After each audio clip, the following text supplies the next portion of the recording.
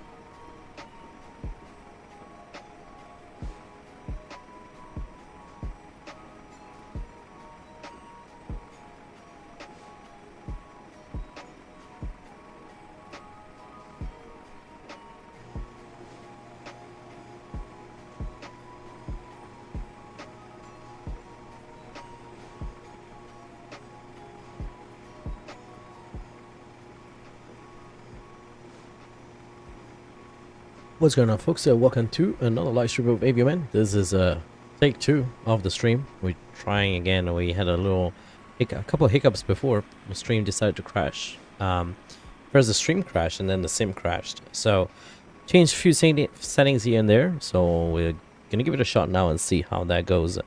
But thanks for tuning in. We have Sim Brave loaded up and GSX is loading our passengers. We're flying on the Royal Air Maroc 787-8 with the latest KURO mod, as in last up-to-date version we have on July 27, 2023. We're rocking the flight, the two sceneries, Bay sceneries, the Paris Orly, which is our departure airport from Jetstream Design, and our destination airport, that being Casablanca, Golf Mike Mike November, as made by, and I believe it's made by Real Soft, I believe it's called. We are be flying towards this, we'll be taking a south route. We're going to be flying south from Paris to Casablanca. I'm expecting flight time of around 3 hours and change. Flight level 410 for our cruising altitude, and we'll be up in the sky soon. So everything has been loaded. All passengers are on board. The flight plan is on already. I put the flight plan in already.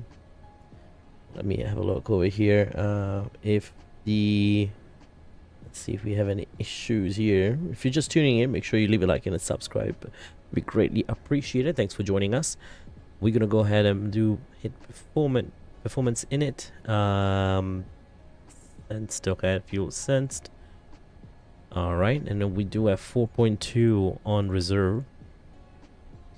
Now we can take that information with this cute little toolkit over here that we have, or widget, or whatever we want to call it, payload. And we have a 4.2 on the reserve.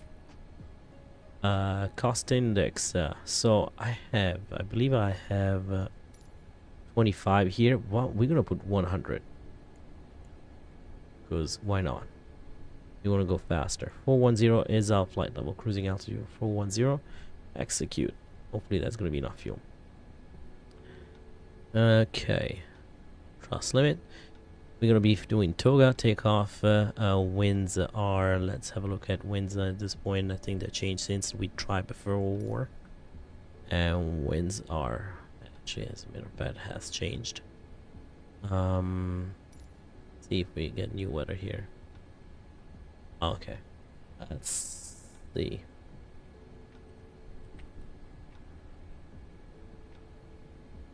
Let's see. The METAR for Paris Orly. Alright, Paris Orly looking at 280. Okay, automatic transportation 230 at 7. Visibility more than 10 miles. Overcast 1300. Temperatures 18. Dew point 17. And QNH 1009. So let's set that. I'm gonna do flaps 5 over here. Then what else we have to actually, let me go to the next page and fill that one up. So we're looking at 230 at 7, 230/7. Populate that here. Lovely. Outside temperature is 18 degrees Celsius. Come back over here. We'll do 22,475, and let's go ahead and put these values in. Alright, 150. It was 134 before an hour. Oh, we'll see. Ups 5, 475. Okay, perfect. And that's it. We're gonna leave that page over here like this. Now we're gonna go ahead and turn on the APU because getting ready to full pushback. So control 7. I don't need this anymore.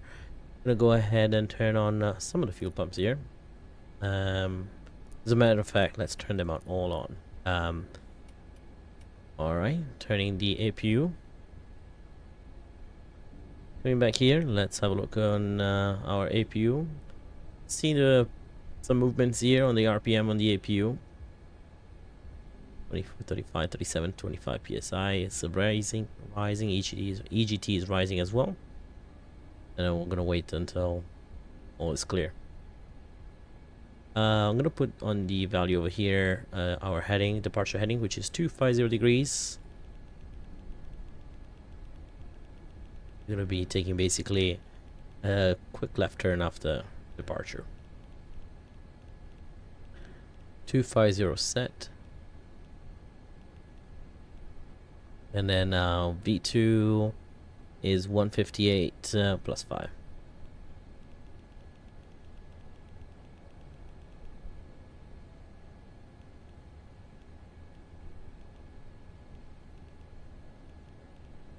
Okay, well, 158, we said plus 5, right? to 163. There you go. Alright, flight director can come out on both sides. We are 1008, I believe, was our. Let's switch it to. Oh, wait, not this one. My bad. 1008. Let's put 1008. Very vast and weather is 1009. Okay, so we are all set over here. We'll continue with our transponder. I'm gonna set transponder, actually the transponder code to 1000. Transponder code set to 1000. TARA. What else am I missing? Let's have a look at the checklist. Oh yes, there is one thing on the route that I had to change.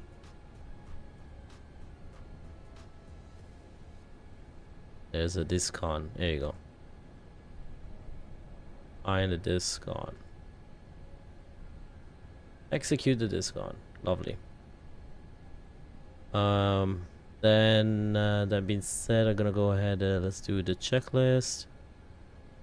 All right. Parking rigs. That's pre-flight, normal check. Before start, passenger sign. Let's do.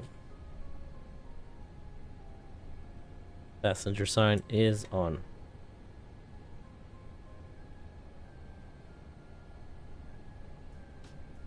Alright. MCP set. Heading track altitude set. Takeoff speed set. CDU pre-flight complete. Trim. We're going to set that trim to 475.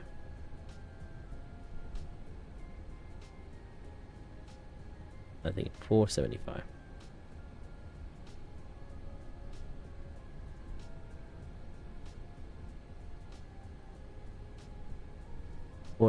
Set. Taxi and takeoff brief. So we're going to be pushing back towards believe whiskey 7 and 25. Beacon light's going to turn on in a moment now. Okay, coming back over here. Let's see, APU is on, gens are off. Lovely.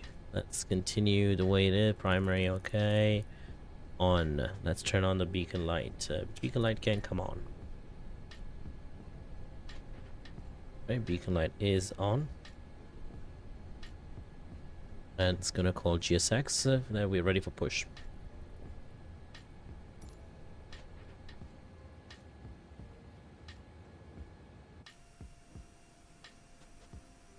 The bridge is leaving.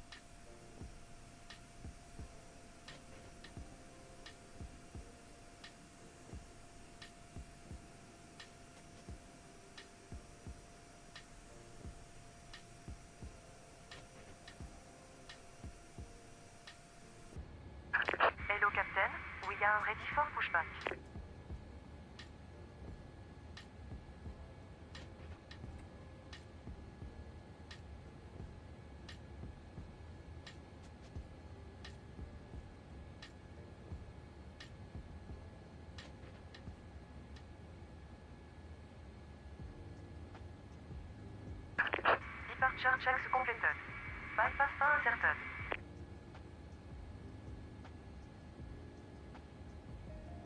Okay. Let's see. Soon can I recycle?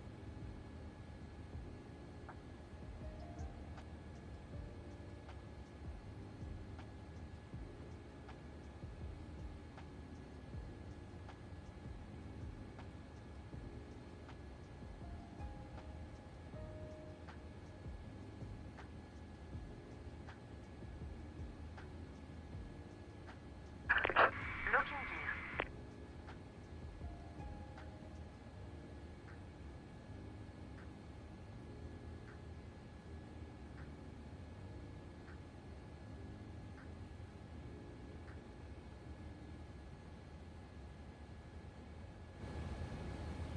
All right.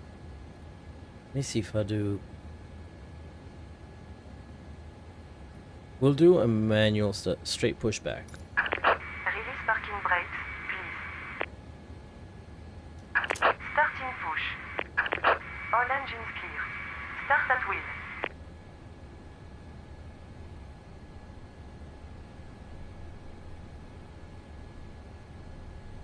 Alright. We're pushing back. Alright, so let's check on up ahead in the overhead panel. Everything is good. We're gonna start engine number 2.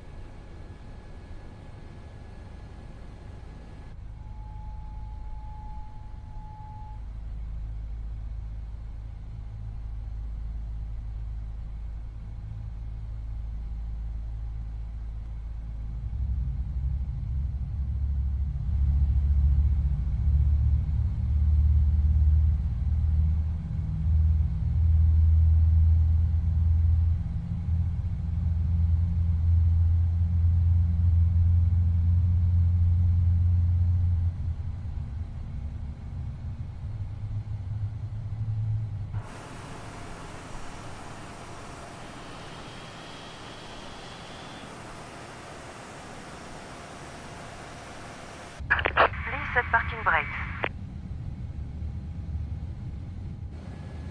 Set the park keeping brakes. Park brake set.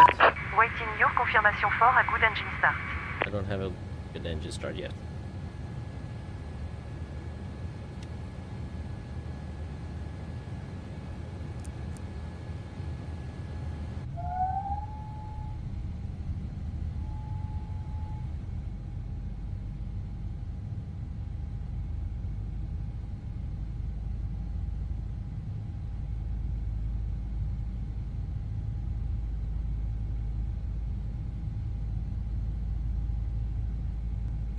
Alright, so engine number 2 starting.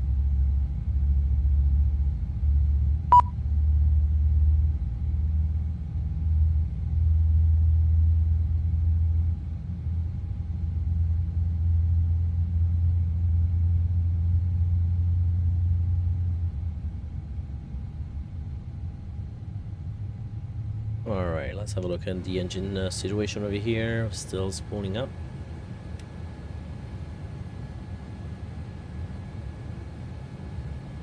Everything still auto start on, so we're gonna wait till there you go running. Lovely. So let's go ahead. We can give them the okay that the engine has been confirmed. Cockpit to ground. We have a good engine. Start. You can disconnect. Anti-ice. On. Actually, not yet for those.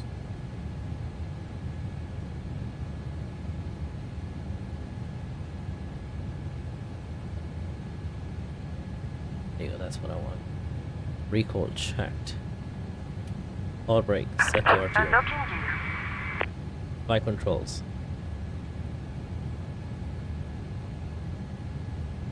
Full left.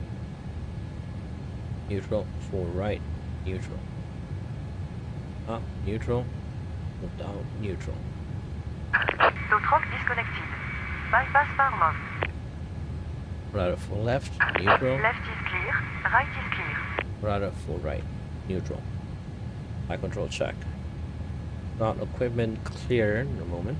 APU. We're gonna turn off the APU this time.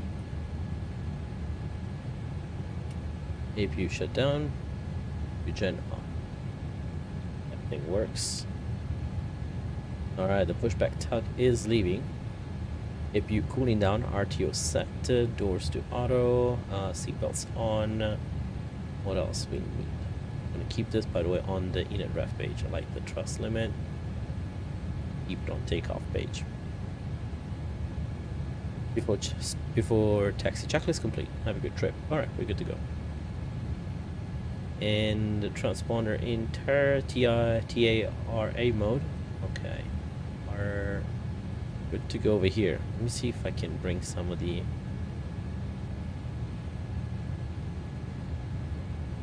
lights on over here. Here you go. There you go. That's what I'm. All right. Park brakes off.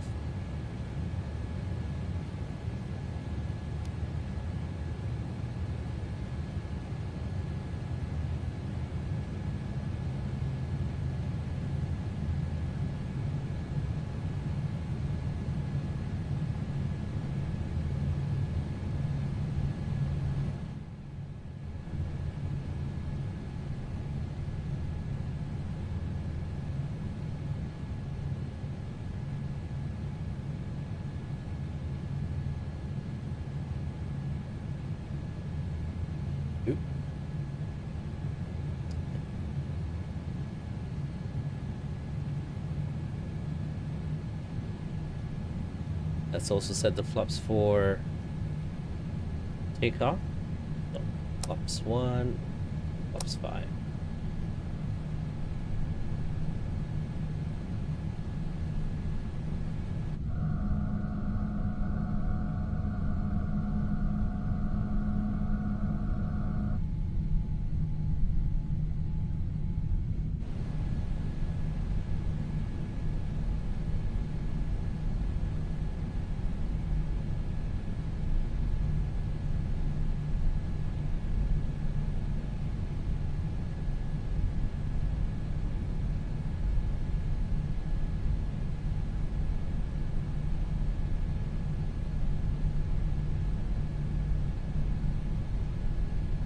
Orly traffic, Royal Air Maroc 765 heavy, passing runway 20.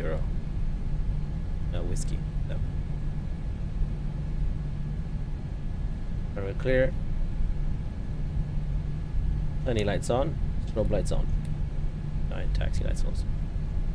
It's awful the way the taxi happens though. It's very robotic, I would say. Very something like a it almost looks like it's following a rail.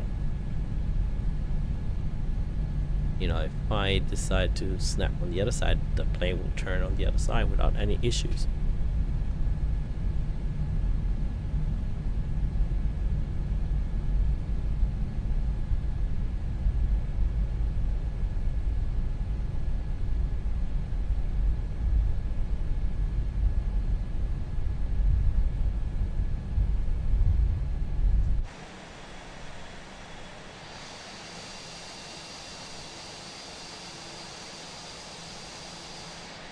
Maroc, go Lions! And ladies and gentlemen, this is flight deck. We're number 1 for departure. Flight attendants, please prepare. Flight attendants, please prepare cabin for departure.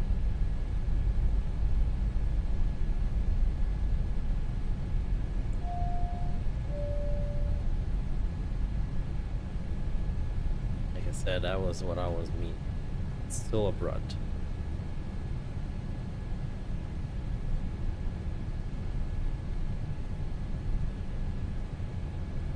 Whiskey 32.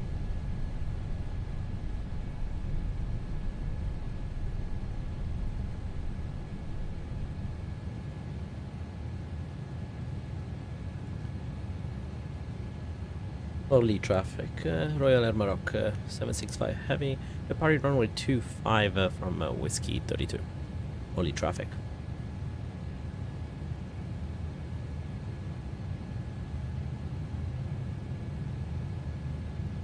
Flight directors are on, flaps 5 set, 475 on the trim set. Before takeoff, checklist complete.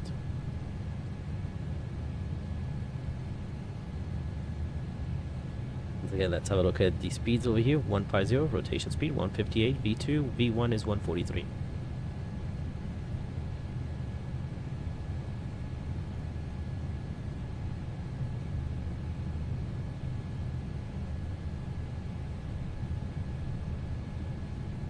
Alright, approach is clear, runway is clear.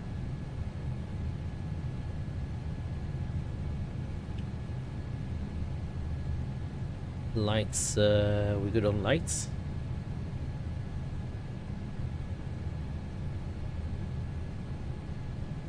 One thing I forgot here, you know?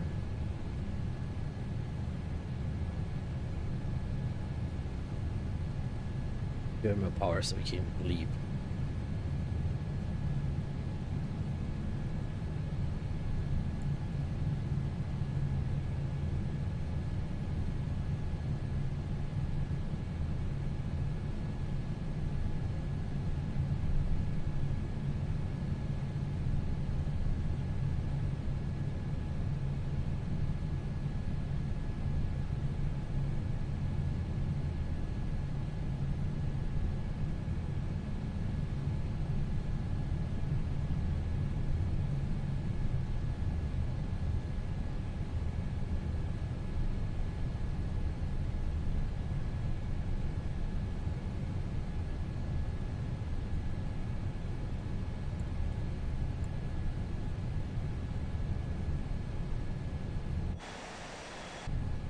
Okay.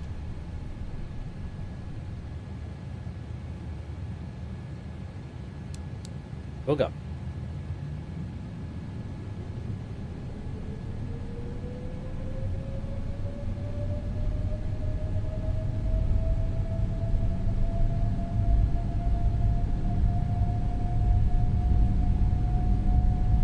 Airspeed is alive.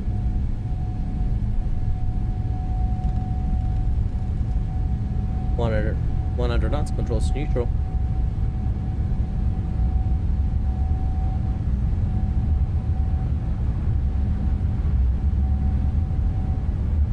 B1.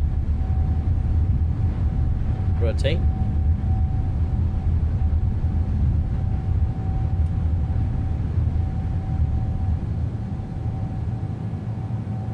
Positive rate.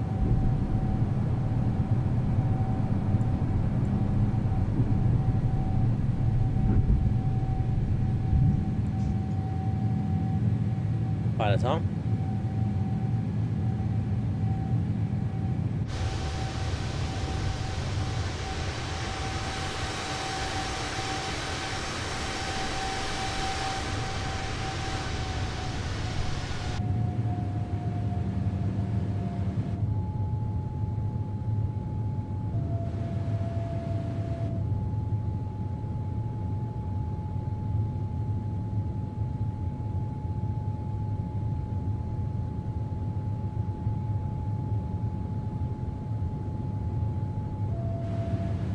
Alright, speed check. Pops up.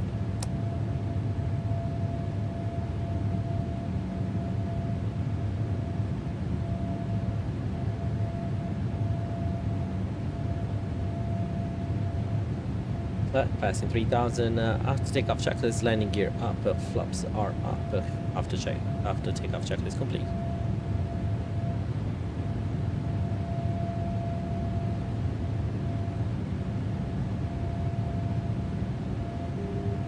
Am I on a heading hole? No.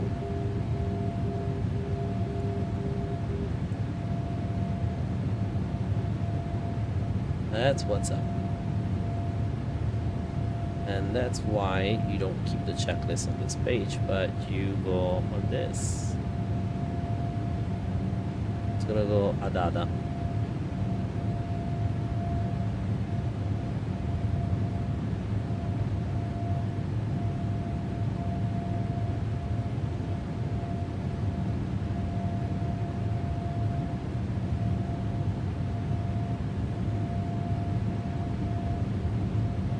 Alright, ladies and gentlemen, we are up in the air. Did I press clock? I did not press clock. I'm gonna press it now.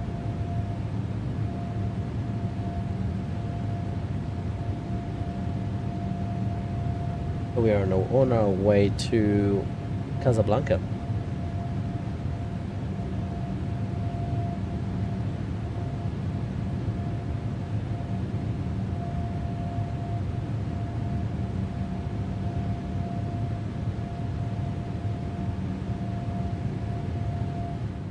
Bring back the sound of the engines, otherwise there you go, that's all we're gonna be hearing.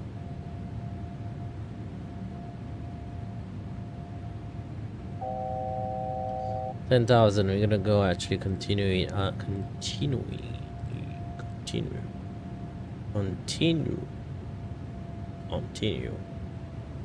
Somehow it was a word that was not coming out today. To fly level 410. There you go, hit that press button again. 10,000 feet. Let's see, landing lights can come off. Taxi lights can definitely come off. Strobe lights in. We can turn off the wing lights. Fantastic.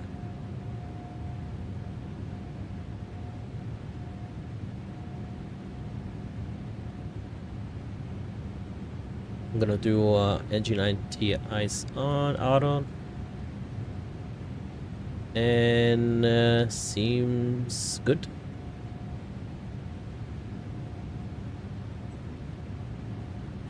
We'll look over here. We're climbing 110, so let's see. Standard pressure, standard over here, standard all across here. Standard barrel 1013.25.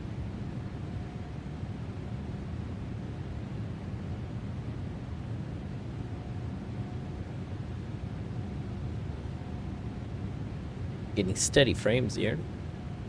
Steady 30 FPS. I kept it. I kept the FPS to 30 because I just realized, like, on flight simulation, you really don't need to see anything more than 30 FPS. I rather have a little bit more performance and you know, and have you and have the stream come up just neat, you know, clean, without any major stutters. Now, there's areas where I can get way more than 60 FPS, you know, and then as soon as we put some clouds in, the volumetric clouds, and now these, I am running medium high settings on this, so I'm running volumetric clouds and medium. Everything else it's high or ultra. Let's see what other things I'm missing. I don't have I believe some of the rays. I really don't care for rays, but yeah, no, that's it's the same. And I enjoy this like this way. I just switched to DirectX 11 because DirectX 12 was giving me some issue with my GPU.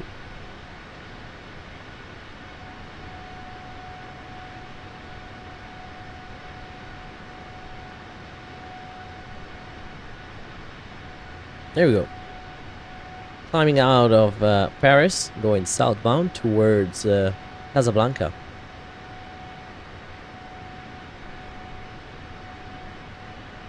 Beautiful turn over there.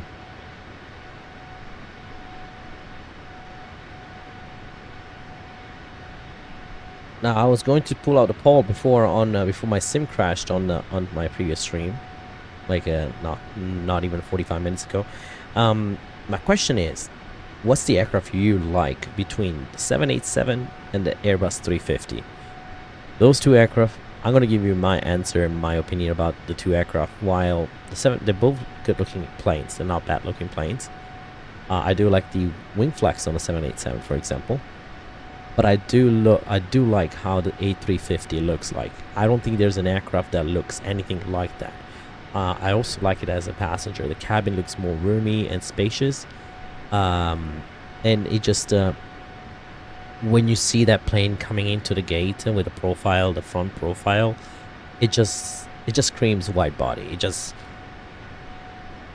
you know, you're going on a trip far away. You know, when you hop on the 787 and you look at it and you be like, all right, I'm going somewhere, right? It's a pretty plane, but I'm going somewhere. But 350, I think, in my opinion, it's just sexy. It's a sexy looking plane. I wish we wish we had a 350 for X-Plane. I believe someone it's making it.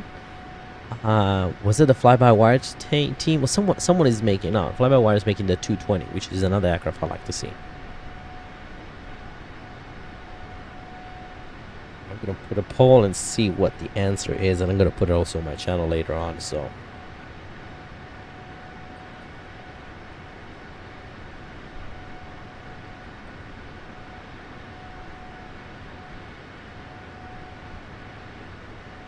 Let's have a look.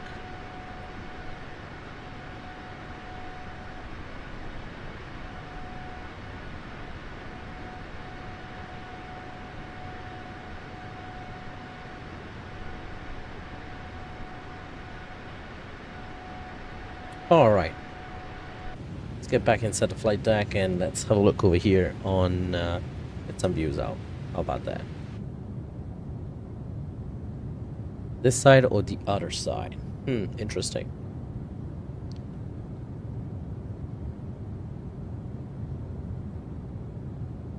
Alright, let me double check a couple things on my settings here on this side and close this one here.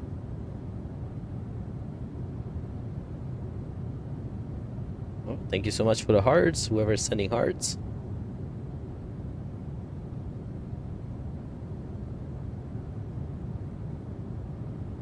Alright, we have a flight time. We said it's gonna be around 3 hours, just short of 3 hours. So let's have a look also on that.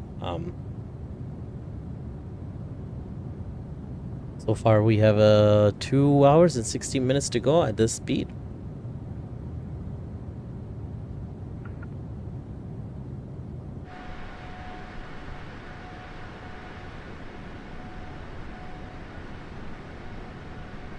It is a beautiful looking plane, though. I'm not gonna lie. Just say, I have a thing for the 350. I do like the 350. I might be impartial about the 350, but the 787, it is a cute looking plane.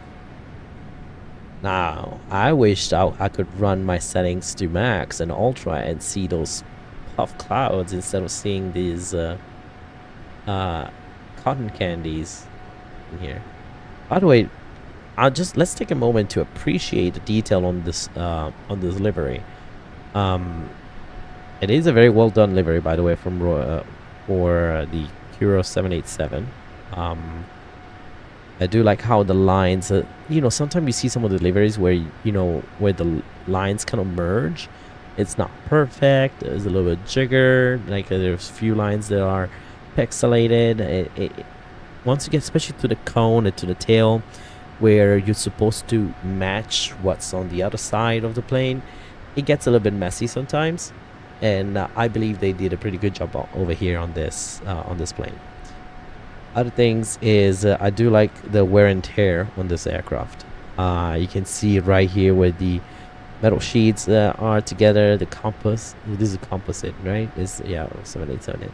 You can see some of the weathering happening. That can be from friction with the air, precipitation. This plane flies a lot into this a little bit rusty areas like Morocco, that it's common to have a little bit of more dust than other places, and you can see that.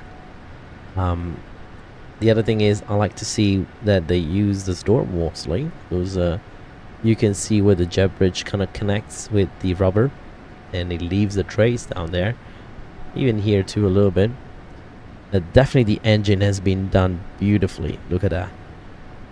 You can see every single part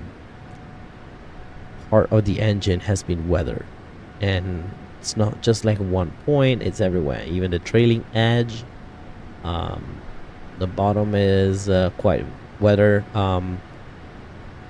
It is a well done livery. I do enjoy this livery. It's clean but weathered.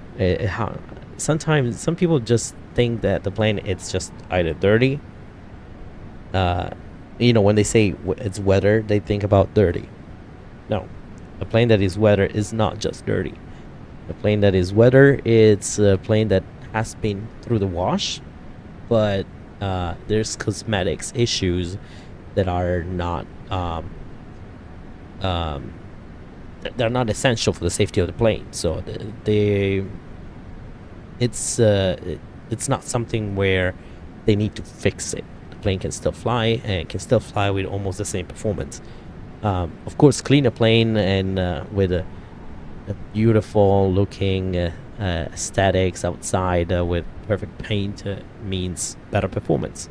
Cleaner plane, better performance. There's less stress on the surface, so that means there's less drag and better performance. So it's on the airlines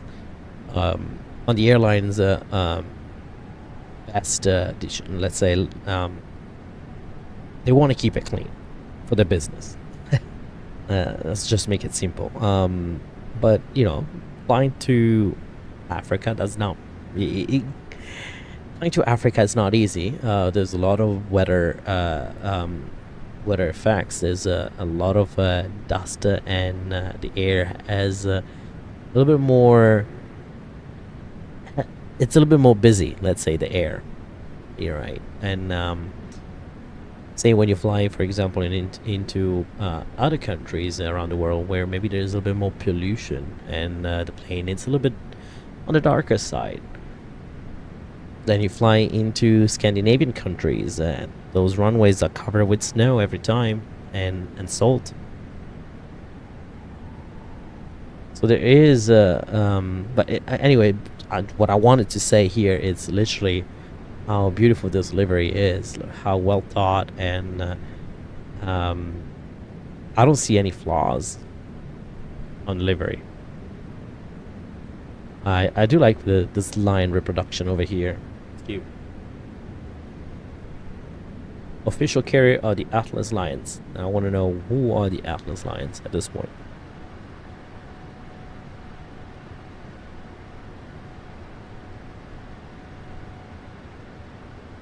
I'm just gonna go quiet for just 30 seconds to see if the my audio is coming out on a decent bit rate, because I know I changed my audio settings for a moment.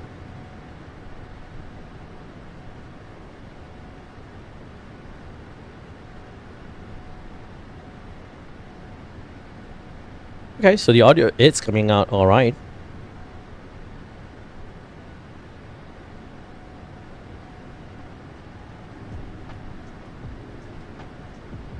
All right, soaring the skies of Paris, of France actually. We're getting close to. We're probably gonna get hit Marseille, that area, not too far out. There was a bunch of weather actually before over Europe, and there was a bunch of delays happening. I saw on flight aware and flight radar. Actually, Paris was got some heavy rain, so we are flying with real world weather right now, but not in real time. Yeah, the reason why we're not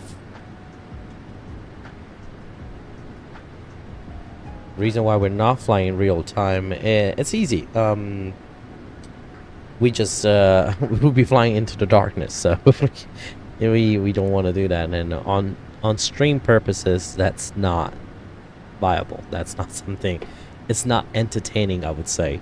It's more entertaining when you can see outside, when you can see the plane, when you can see the ground, and etc.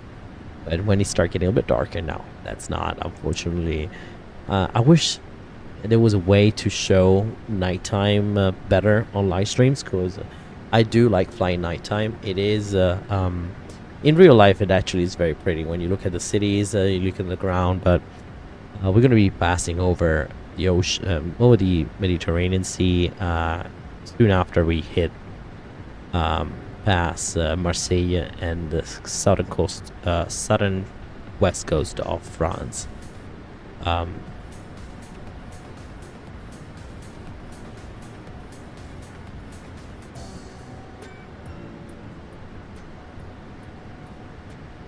Music is loud. I just realized that. Alright, please, if you're just joining us, please go ahead and hit the like and subscribe button. Join us on Discord. The link will be in the description below. We're trying to get monetized once again, and to do so, I need to rebuild my audience. I used to have a decent, nice audience. I'm going to bring the face cam back, by the way, as soon as my studio is back to the shape I want it for y'all to see. And, yep.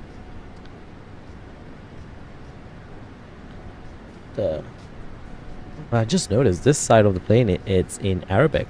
Cool. Now, I'm not sure if the sign. No, okay, no, sign. That's it. Yeah, that's it. It's a cute little sign over here. So Royal Morocco at JFK once.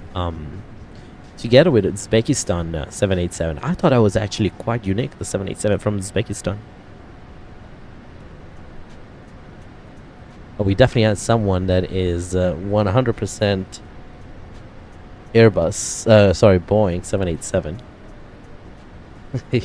He came out with his ball and said, yep, going for the 787. Oh, beautiful, by the way, on my GPU, doing 44% on GPU memory. It's locked at 7200, around that, 71 and 7200.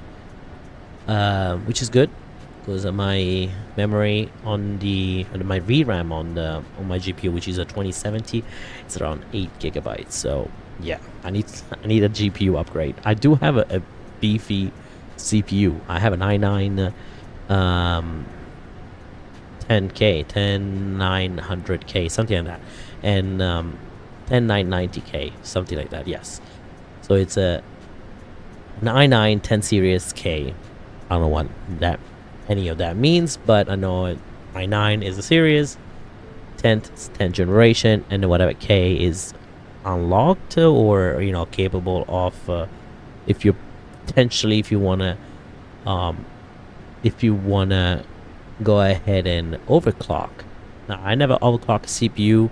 I tried to overclock my GPU and that did not work out very well. It was very unstable. And I just realized that actually I'm getting better performance like this. Now my GPU I see has a little bit higher temperatures like this, so I might do my only overclock I would do is probably the fan speed, because it's a little bit warmer, and see if I can do the curve to reduce the amount of power it draws. But I'm not gonna touch the memory or the clock time, probably the memory. But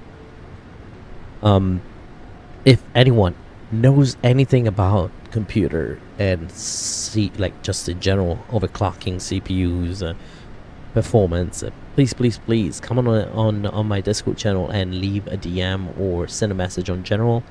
Help me out, because I'm really looking forward for that help.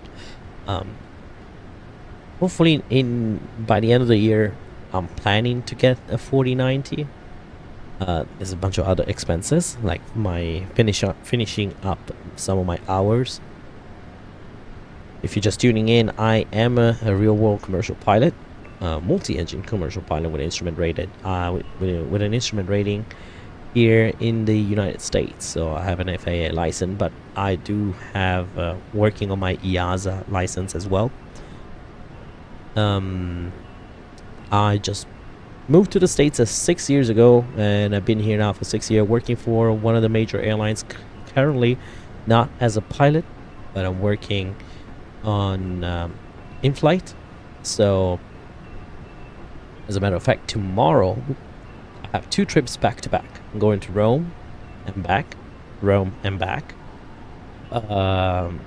So it's gonna be 6 days away from home. That's why I wanted to put out three streams back to back this week, and I'll be putting out another stream on Wednesday, and we'll see if Thursday or Friday, because my birthday is coming up as well, so I have to plan for that.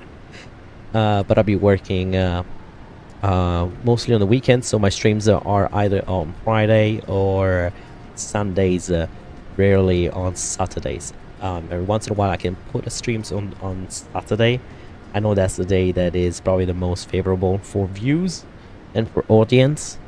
So I'm hoping people will watch these videos later on throughout the day and throughout the week and throughout the time, because I know this is quite late for even the United States.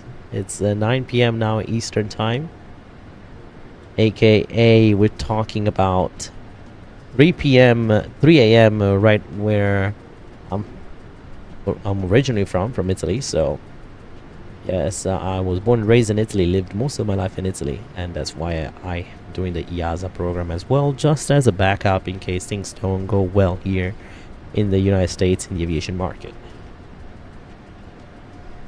When you're in the aviation industry, you kind of want to have a backup plan. But I'll be posting more videos of real aviation videos as well, and more of gonna give some guides and tips for choosing your correct flight school if you're looking for flight schools in Europe. In the United States. And I'm gonna check a few of the programs that also are available for Europe, and anyone that's looking for an EASA type of pilot license. So currently we are, let's have a look over here and keep an eye monitoring flight level. We're still climbing flight level 400, and I think I still have my seatbelt sign on. Poor guys, they are ready to get up. Make a quick cute little announcement. Ladies and gentlemen, we just about to reach our cruising altitude of 41,000 feet. We're expecting a mostly a smooth ride since we passed all the bad weather in Paris behind us. Current en route time, we're looking at around an hour and 45 minutes left on our flight before we arrive into Casablanca. You're in great hands with our great flight attendants from Royal Air Maroc and their Moroccan hospitality. Now sit back, relax, and enjoy the 1 hour and 45 minutes left with the Royal Air Maroc hospitality.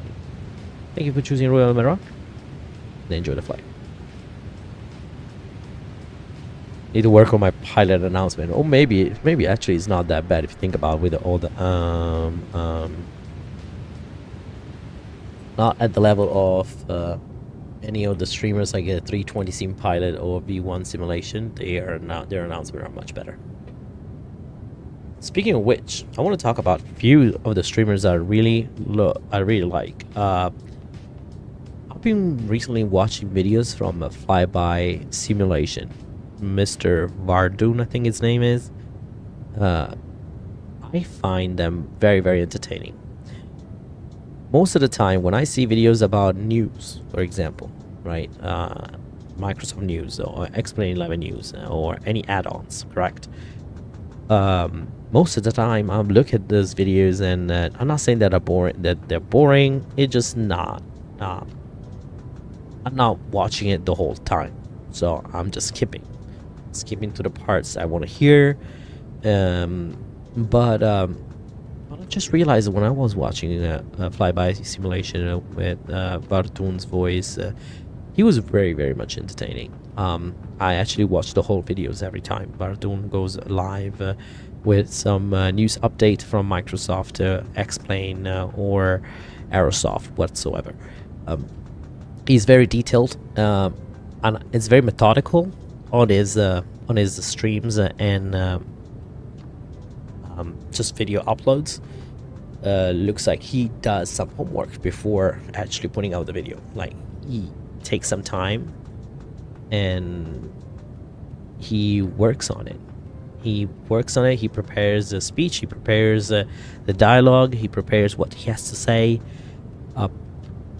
and the end product is definitely a beautiful product. He definitely knows how to entertain people on his channel. I'm kind of like learning from him, and I'm hoping one day I get to talk to him so I can get some cute little tips on how to grow a channel.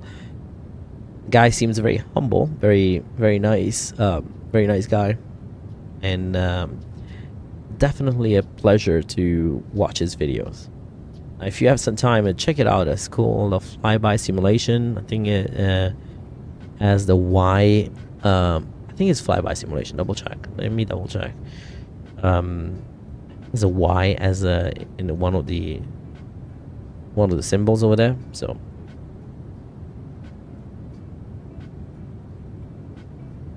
let's have a look. Oh, HD Sim is streaming. That is why. That is why HD Sim is streaming.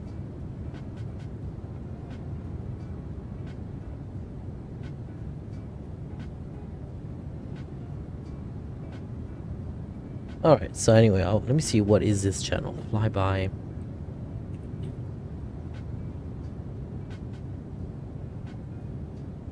I want to say Flyby Simulation.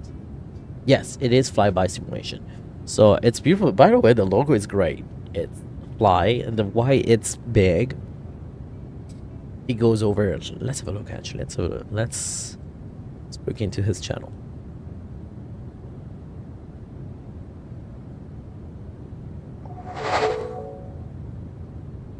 That is the channel I'm looking. See, as you can see, I'm subscribed. I got the bell button. Which, folks, by the way, if you're just tuning in, I'm gonna do the same thing for me. You go ahead and check out my channel right here and just press, for example, let's pull out any of the videos.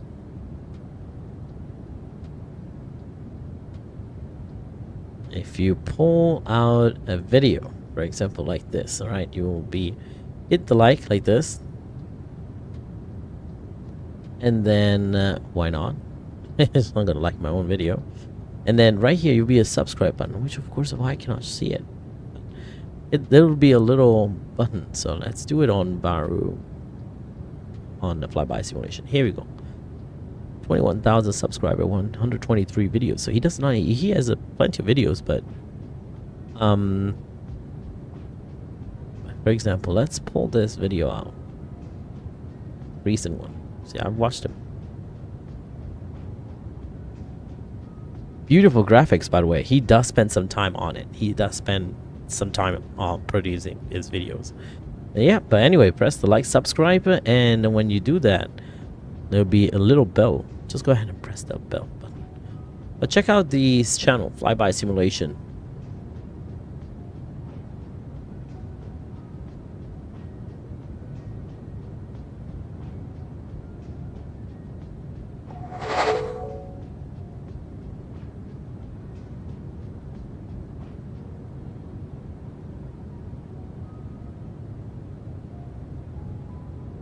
Fantastic. We are doing it. Looks like everyone is looking for loves the 787.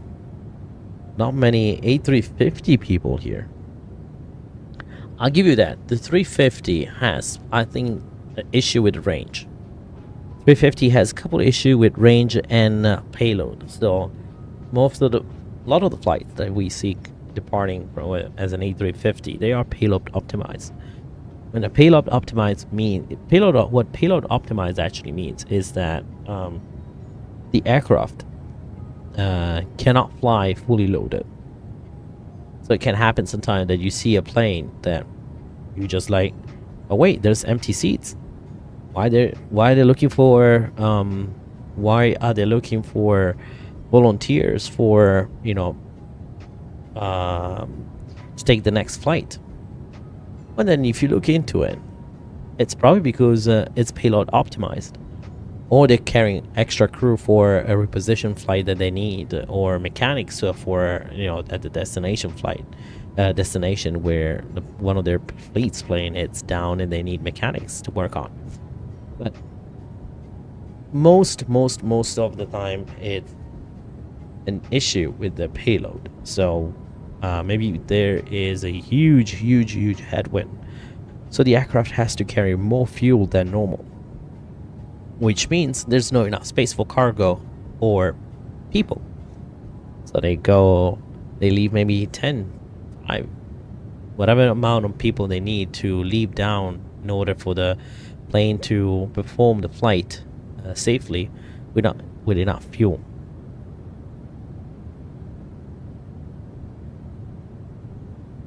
Now let's talk about simulation now. We're gonna switch a little argument here. We're gonna start a little conversation about Microsoft Flight Simulator 2024. Now, of course, there's no doubt, as soon as the sim comes out, most probably I'll be one of the very first buyers as well. I was one of the very first supporters of the sim. Sim actually came out the day of my birthday, August 17th, around that time. Anyway, so that was my own birthday present, and it ended up being pretty good. I do like flying VFR flights a lot, which I might bring back into the channel, do some group flights. As soon as I have a little bit of a crowd, I can find a new crowd, we're just gonna bring the group flights together on the Microsoft servers and conga line to somewhere on VATSIM. Who knows? Maybe we'll do Miami to San Juan cargo conga line, or Memphis to Ontario conga line. We've done that before, and let's see. Not really looking forward for an adventure like that again. But there was a mosquito that was trying to bit me. Summer. So we're bringing those. We're gonna bring those flights again. Those VFR, GA flights, and group flights. I saw actually today Pilot Peely, which was one of my mentors for group flights. Actually, if you think about it, together with Spagozy. Rest in peace for Mr. Spagozy, that fortunately left us last year. But Pilot Peely, he was another great group flight creator.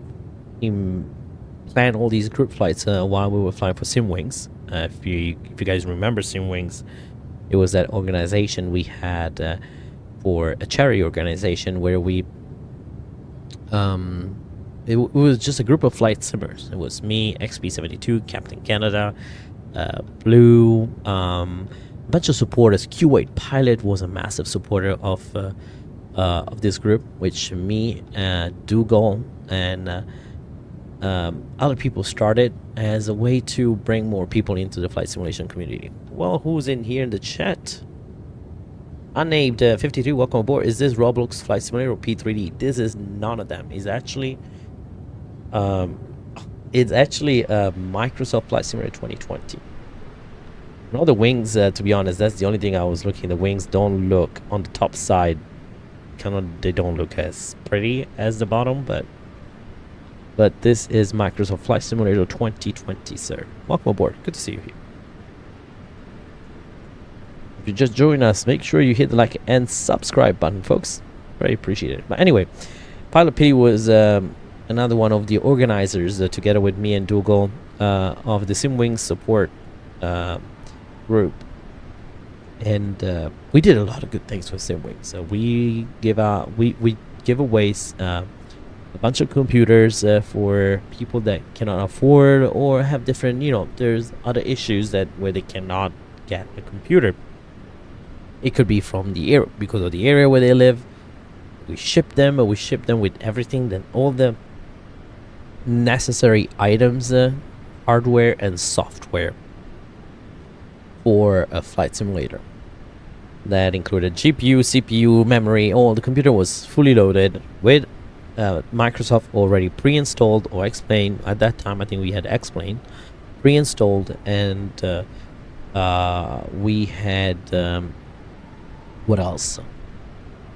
Hardwares, for example, we had a bunch of like a peripheral, from mouse to keyboard to joysticks and throttle quadrants, for example. And the last giveaway we did in partnership with Microsoft. We had so many people that joined us on that beautiful group flight that you can still find, I believe, on Peely's channel and some others channels. XP72, I believe, was streaming it as well. It was we were giving away Xbox, Microsoft gift cards, and Microsoft Flight Simulator 2020 copies, together with sceneries and Trustmaster, Trustmaster controllers for I believe it was the TCA Airbus pack. But we did so much good stuff, and together with we did all that by doing group flights, VFR group flights on X-Plane 11 and Microsoft. When Microsoft came out, it was fantastic because we had an online server without dealing with BATSIM regulations, for group flights. It's very hard to do a group flight on BATSIM on VFR. All you need is a air traffic controller to pop up, and the party is over. It's literally party is over. There's one time we did it on X-Plane 11, and all of a sudden ATC showed up, and we were like, hello? Like, why did you spawn in the middle of Africa where there's no traffic except for us? Of course, but with Microsoft, let's say it's much easier to do, to just have a group flight.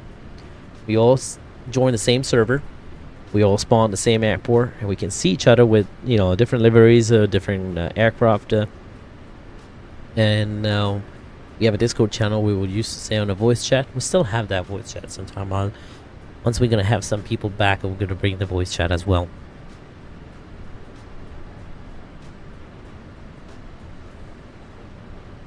Let's see, we are halfway through on this. I'm not expecting a lot of people today on the stream because it's very late night, and HD Sim and other people are streaming as well still. So, but if we can get to 10 likes, it'd be great. Our goal is to get to 2K in the next few months. Hopefully bring some audience back. I'm gonna make some tutorials videos again. Let's see if we can bring some of the content I made throughout the year. But that depends also on my availability on time. But we have more time now.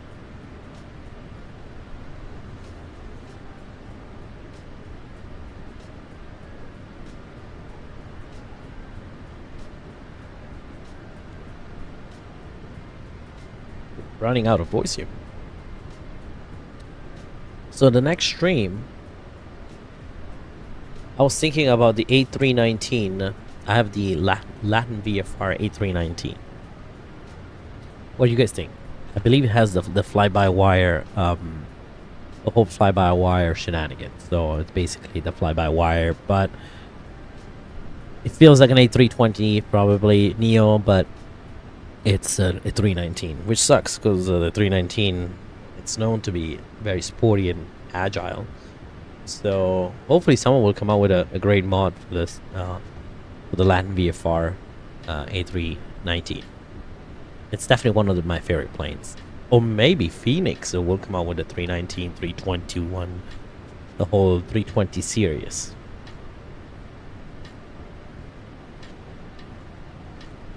Alright, I see already people are changing their opinion about it. We got some people, someone says A350. Yeah, yep. I enjoy the 350 more. That was my opinion. I do like the A350 more than the 787 as aesthetics. If you're looking down the plane from the front, I think the 350 just looks much better. It has that shine, the new modern look.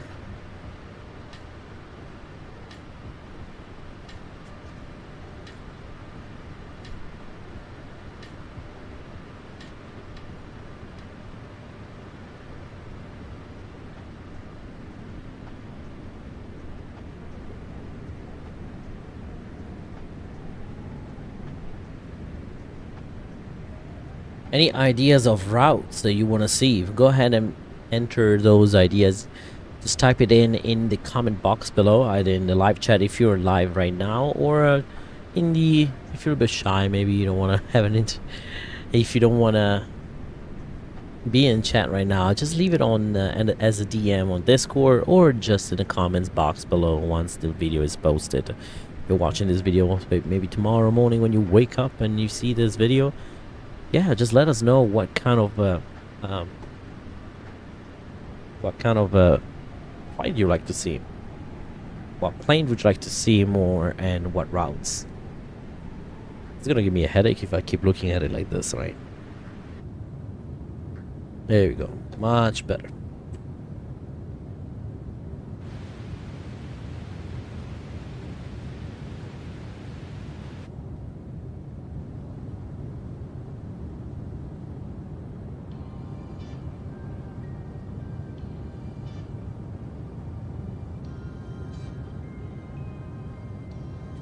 But yeah, I do have a couple of flights in my head. So there was one actually I really wanted to try. It was Cancun to Mexico City, 2.5 hours with Aeromexico with the 787. That's one. I do like the Aeromexico livery as well. So otherwise, we do have the A319, there's definitely a few routes we can do in Italy still, or even just in the United States. Wonder if there's a route between Philadelphia and Washington Dulles on a 319. I have both sceneries by Flight Beam Simulation or Flight Beam Design, I believe.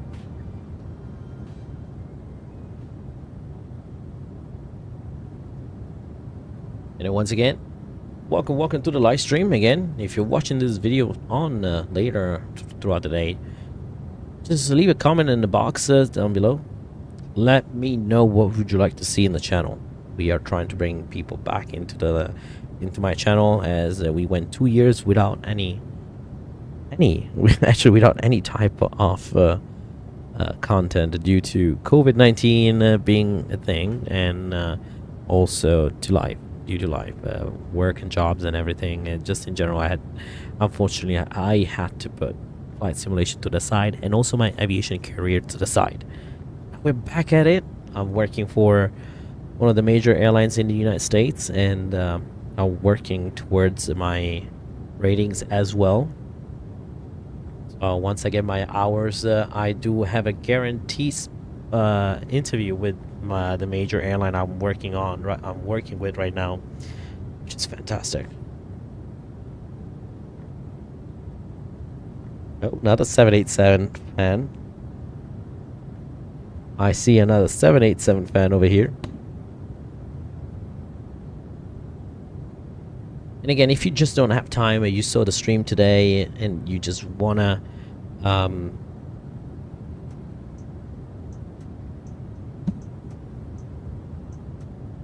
let me see what happened to the stream. The stream's still working. The stream is on.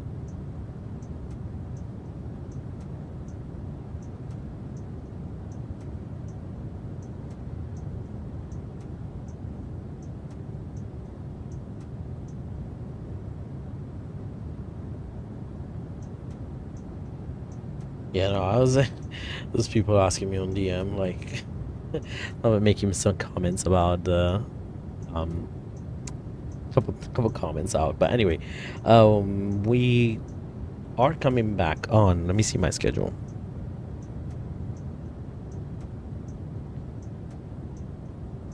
Let me see my schedule for next week.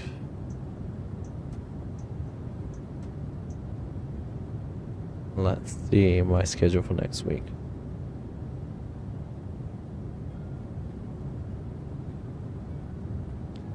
So we go to Rome tomorrow. I go to Rome super early. Well, not early, but around 2 p.m. Then I get there on Saturday. Sunday I come back. Then Monday again I leave for Rome. I come back on Wednesday. Okay.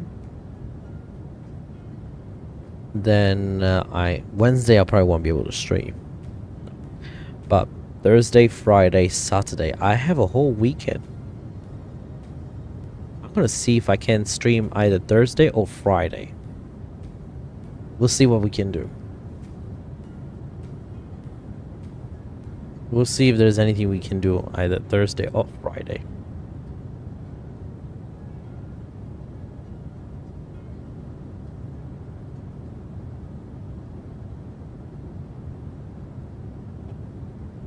I do have a couple of streams in my head.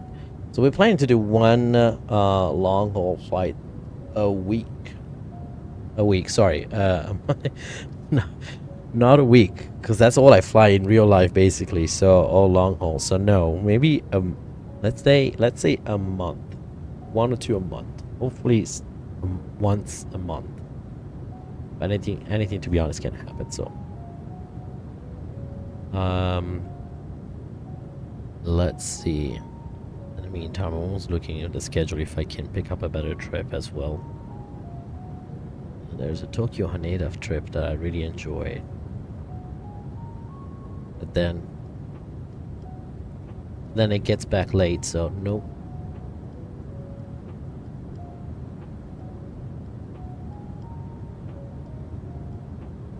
Okay, so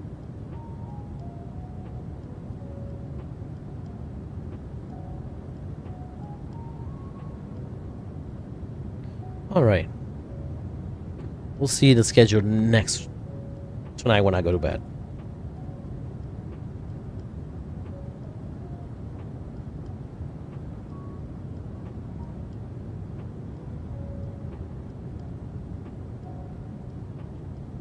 There we are. Let's see if I can bring this. Let me see if I can bring the sound of the plane down a little bit.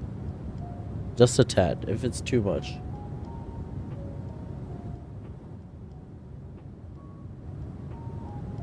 I'm gonna bring the volume of the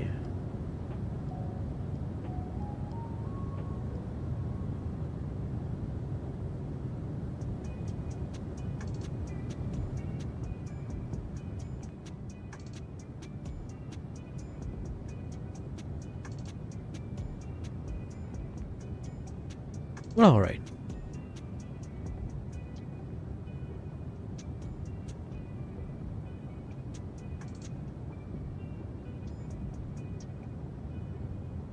Let's have a look at where we at on the map here.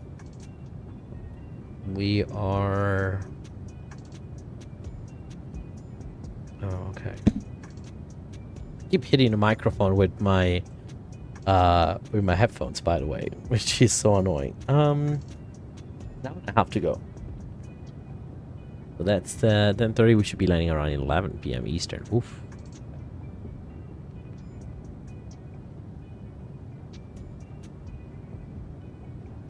Around an hour and 20 minutes. Okay.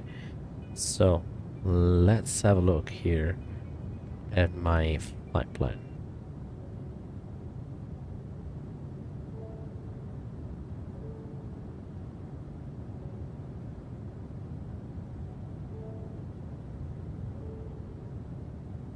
Why isn't it importing the flight plan? Oh boy. I have the flight plan on my phone though, so that's why. Alright, see, it's loading. I was like wondering, where is it? Where are you, flight plan? So we're gonna be crossing over Spain. And then just through the Strait of the Gibraltar Strait, and that's it. Into Morocco. Beautiful Morocco, actually. That should be, now we're reaching Nituk.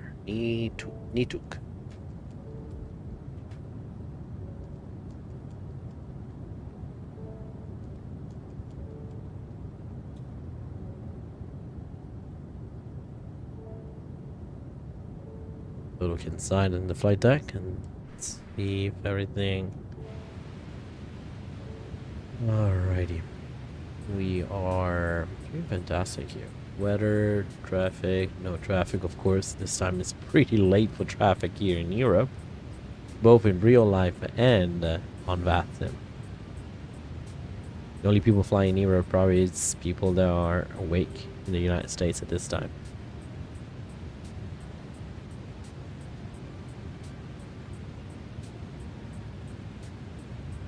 Okay. Neat books are coming up. So look over here, our route and everything. Our route, I'm gonna see progress. There we go. 16. We arrive okay.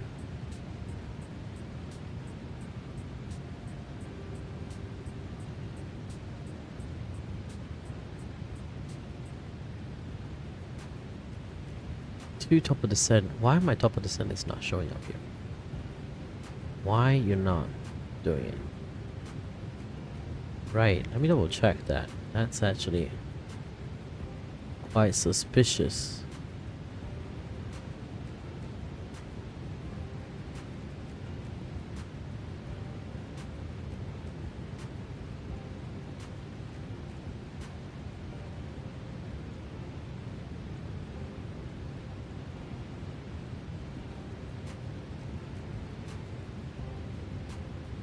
I think when you import a flight plan, import a flight plan on over here, that's what I should have. I should have not put the SID and stars, because when you import a flight plan onto Microsoft with SID and star, the plane takes it as a route, not as arrival.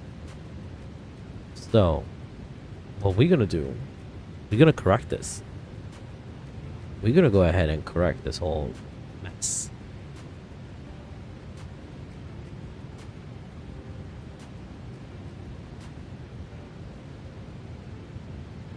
Let's have a look here. Whether we're gonna see. Okay, so we're taking the Tusor 1 Alpha. Tusor. So we get to Tusor, correct? Now we have all these waypoints.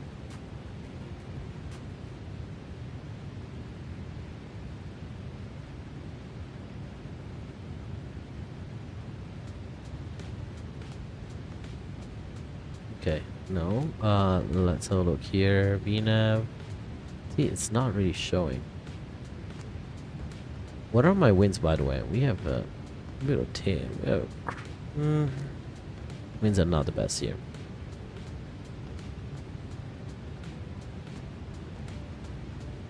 So let's go ahead and do departure and arrival.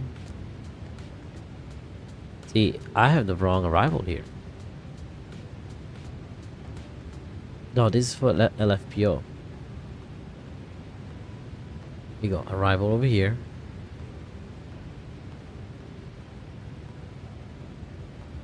Okay. Let's see, 3 right. I'm gonna have a look actually on my charts here. What chart should I have?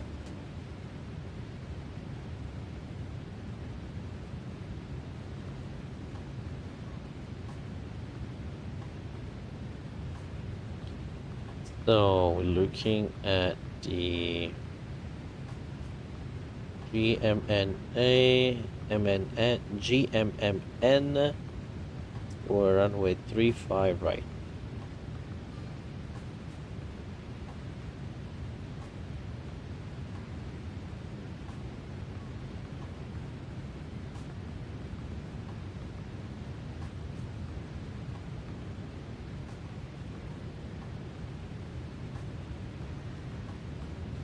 Okay, so it's doable. The initial 35 right. Let's see if we can find Tucson.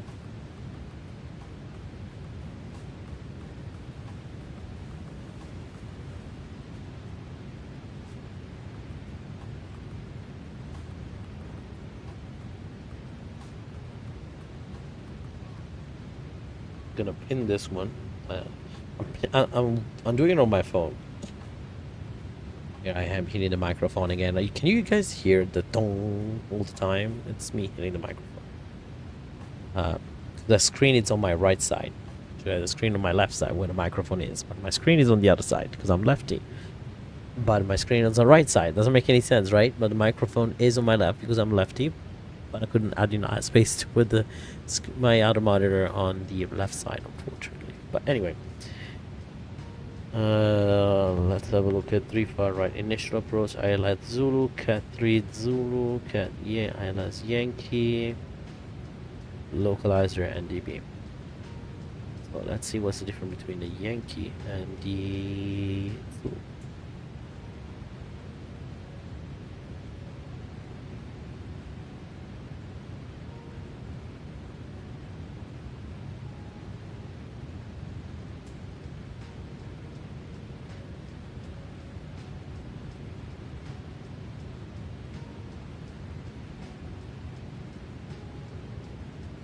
It's loading up. There you go. It's loading up. Yankee.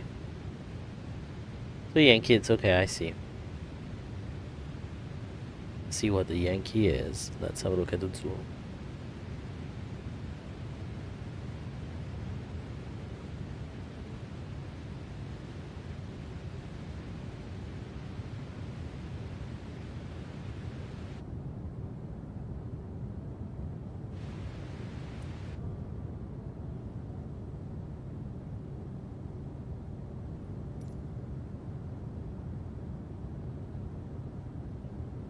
Are we crossing over the mountains here in Spain?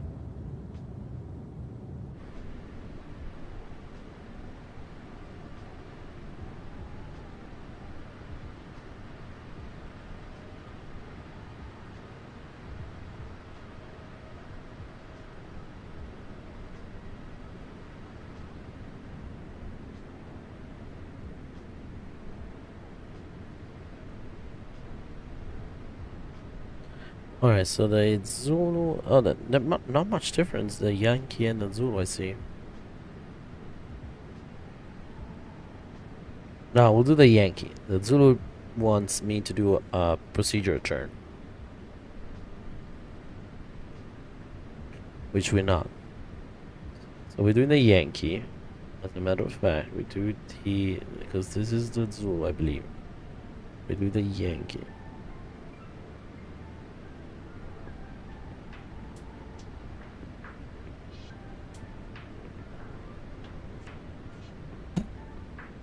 Stone again.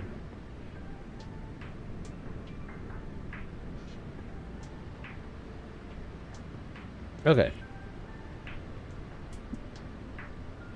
I'm gonna move the microphone the way I want it. There we go. Much better, probably.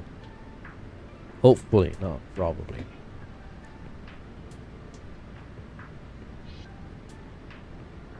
Fantastic. So let's load that flight plan up. And the arrival, we said we're doing the Tusor 1 Alpha, right?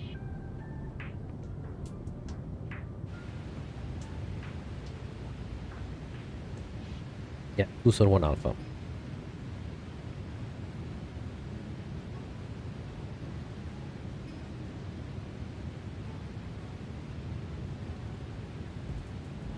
So Islet Zulu.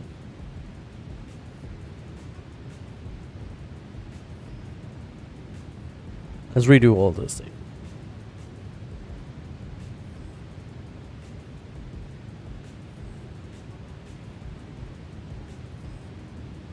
So we're coming in from twos, or we can just bring it up over here. Let's do it from so you can't see it too.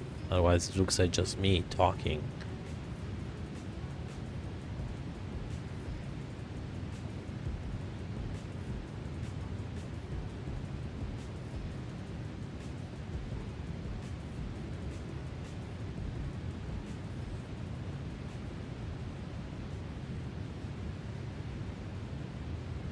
It is actually Navigraph charts kind of hogs the frames a little bit.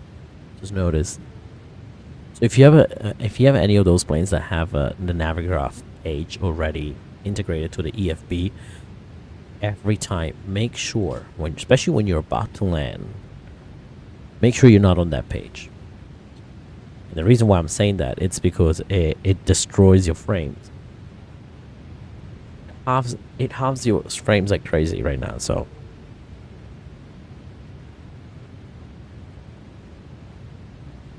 Alright, see, the people still voting for the 787. I was expecting more 350 people. Yeah. Right now it's 60% people voting for the 787 and 40% of the people voting for the A350. What a surprise. I'm actually quite surprised.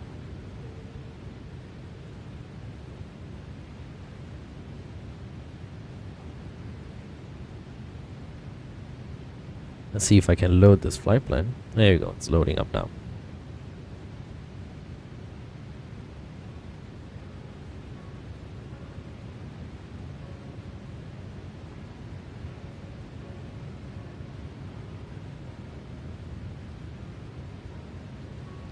That's where we at. Now we're gonna look into our flight plan a little bit better. So we're gonna bring the charts right here. You got no, sorry, my bad. This one.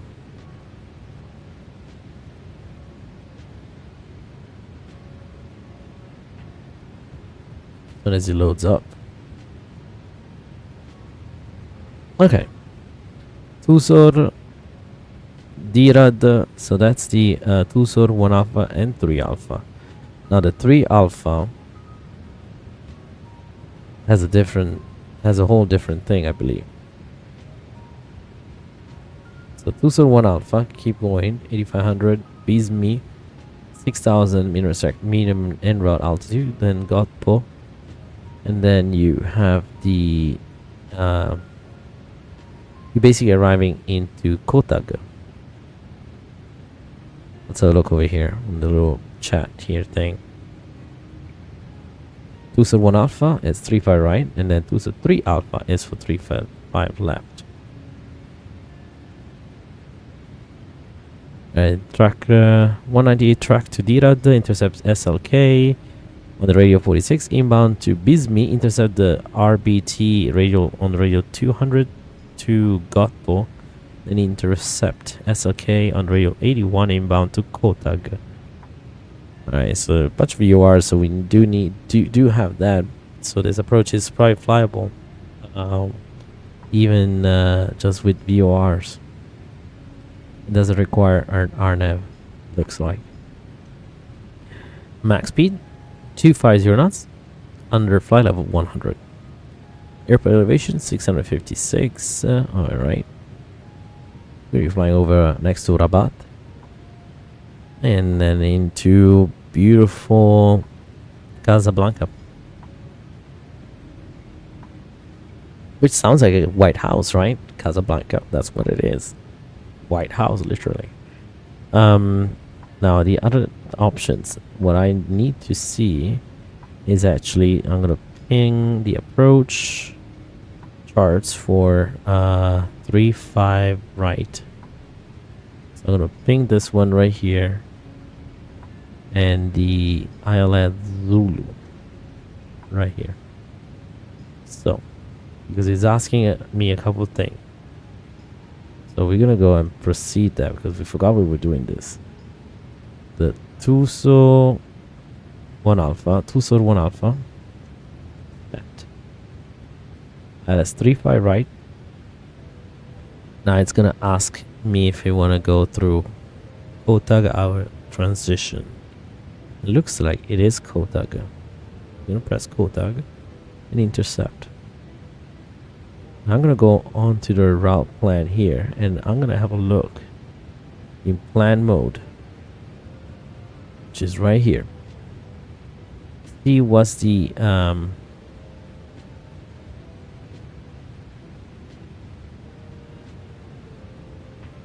route. Here you go.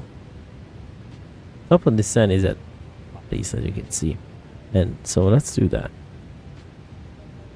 Let's actually have a look at our route route here. Do step, step, step, step, step, and I see the VNAV has been populated one right here. It was empty before. 410 MGA Himos Galto TTN Baris. That's our top of the set. Tusor. Still 410. Okay. Then it changes. Okay, I see that. So what I'm gonna do, I'm gonna go back by one. Take this one over the with this LSK key and bring it over here. Execute. We're still looking at the top of the descent just before two-door. So you can see over two-door we're going to be crossing it at, that's the way it's looking right now. Anything can change, of course, throughout the flight. We're looking at crossing two-door at flight level 40,000 feet. So we're going to drop 10,000 between Barris and the Tucson, which means we're going to basically start descent right over Tucson. We're going to have to lose some extensive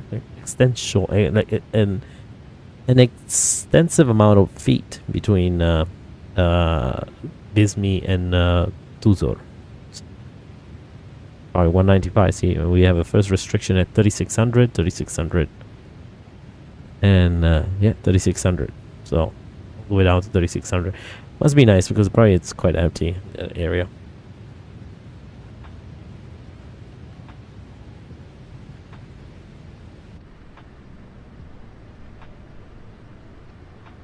All right. Let's see what else we have to do here. Let's have a look.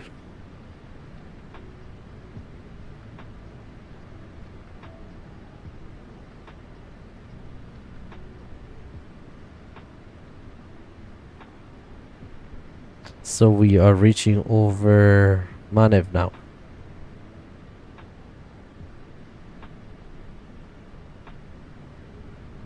Once again, if you're just tuning in, we are flying from Paris Orly to Casablanca in Morocco on board the 787-8 with the KURO mod, rocking the Royal Air Maroc Gold Lions livery.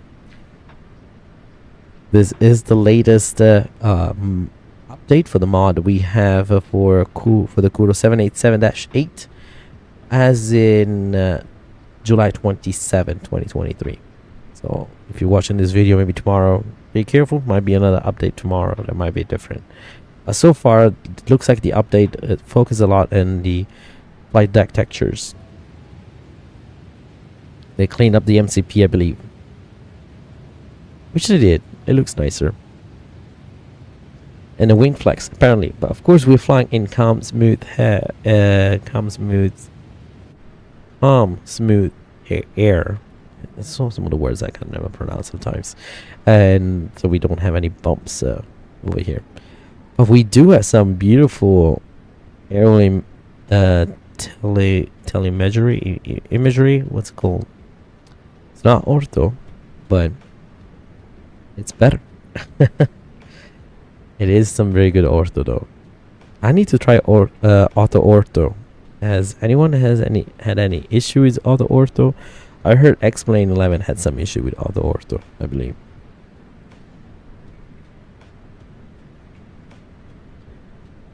Alright, 7 likes, 3 more likes to go, folks. Let's go ahead and smash that like and subscribe button.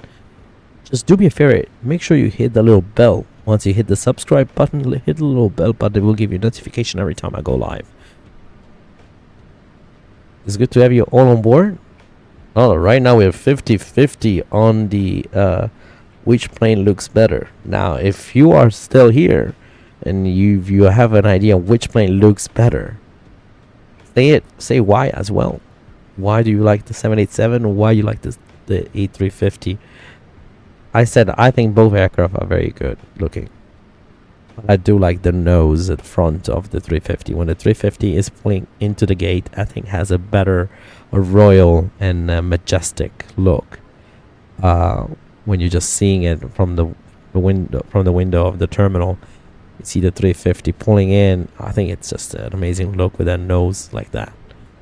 And the winglets, just the winglets that just smoothly touches the sky.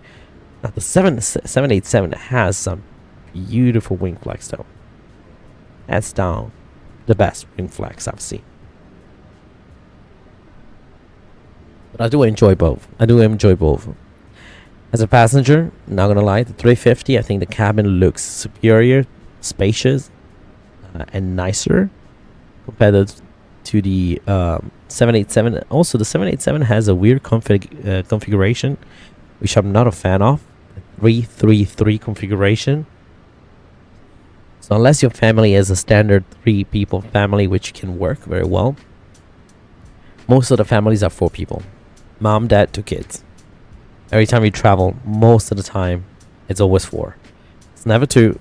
It's never 3. Well, no, it's never. It's it's very often it's 4 instead of 3. So it is a weird configuration sometimes when you see it. And 4, I was like, well, who's gonna be the awkward one on the other side of the aisle or behind? Now, if you're a family of 3, that's perfect. 3, 3, 3. No matter where you go, you got your 3 seats in there. But I like the 350 has. I think the cabin looks more spacious. It's just the way the Airbus designed the fuselage. I think it's just a little bit better. That's just my opinion, I'd say. But anyway, when I come back now from Rome, because I'm flying tomorrow afternoon, fly to Rome, stay there Saturday, coming back on the flight Sunday, have a day, not the day off, and then next day, so Monday I fly back to Rome again on the evening flight, 24-hour layover, and then come back on Wednesday. So Thursday or Friday, one of those 2 days, I'll probably do a stream. Maybe I'll do a bunch of short ones, and then during the weekend I'll do a little bit longer flight or multiple leg flights. Oh, the A350 is winning again. The A350 is winning, ladies and gentlemen. The 350 is ahead in the poll. Let's see how long it's gonna stay. I mean, that's my opinion. I think Delta looks great with the 350 livery. The 350 looks great on the Delta livery. What else? The French B, actually, I saw that recently on there. The livery looks fantastic, phenomenal. The 787 is just, it's definitely cute. It's definitely pretty. But like I was saying, when I'm at the airport and I'm ready to cross over the ocean, I see the 350, and I'm like, man, I'm going on a long trip. Like this is it. This is gonna be me sleeping and watching 3-4 movies on a seat with 2 or 3 meal services, my blankets and pillow. Now when a 787 comes, I'm like, okay, it's a little bigger than the 320, but it doesn't scream like, hey, you're going across the ocean. Hey, you're flying on the other side of the globe. But once again, that's just my opinion. Okay, just what I think it is. I think nothing beats the 777 still. I think 777 is still one of my favorite cabins and aircraft. You know, you are about to go on a flight that will take you to a place that will speak a different language, different culture with a different time zone, and sometimes, most of the time, a different date. That's the 777 for you. That's the effect that the 777 gives you. Just the cabin, the engines. Like the engine, just the engine just looks bigger than an A320. The fuselage, can fit inside the 777 engine almost. So, but it is an aging aircraft, the 777. It is a little bit older, so it has its own little issues now. The 777. But those engines, every time the plane was taking off, that just you can hear those engines from far, miles away. Miles away. It's like a Formula 1 car. You can hear the Formula 1 engines like miles away. Alright, let's see if we can get to 10 likes by the end of the stream, and then hopefully by the end of the month it's gonna reach a few likes and subscribes. If you're new to the channel, once again, we do have a Discord link down in the description below. Go ahead and take some time and join us on Discord. It is a cute little niche community. We are really good friends with XP72, Blue Games, and 320 Sim Pilot, together with some HD simulation. We have so many streamer friends with this channel. This channel used to be pretty good before I went AWOL. before I took my 2 years break. Unfortunately, it's harder now. I just realized, folks, coming back into YouTube, I thought it'd be okay, fine. I'll just start streaming again. People will see the streams back on, and then people will come back to the stream and to the channel. But no, it's not that. It's not that easy. First of all, there's been a loss in subscribers because, of course, you'd be like, hey, this guy's not putting out videos in 2 years. He hasn't said, he hasn't put a content in 2 years. So I'm gonna unsubscribe. Right? It's a dead channel. Why bother having it on? So you need to recatch with those people, and you need to regain the trust of your audience. Like, while before, people were just discovering the channel, coming in the chat and say, hey, man, I like your streams. Cool. I'm gonna stay in. What's the Discord? What's your name? Blah. And then they just hop in. Once you get to a level where you're big enough, right, but not Chewie level, or not Captain Canada level, or XP72 level, you get to a point where you had your audience, that your regulars. But you lose those regulars the moment you stop having a scheduled stream, or you stop streaming in general for a long time. Are we descending? Why am I feeling I'm descending? We just lost some feet. We did.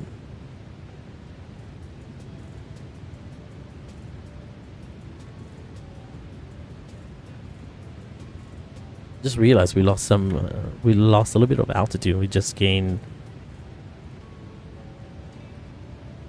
All right. Well, that was something. That was something.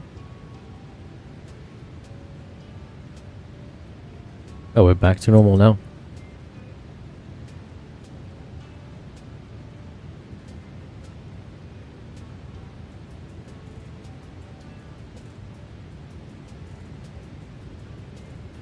see.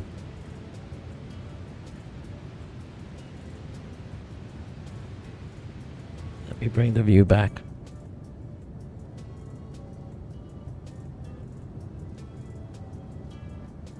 But yeah, once you lose that trust you had, like people coming in checking your channel often, they just you just have to restart. You're basically restarting from zero.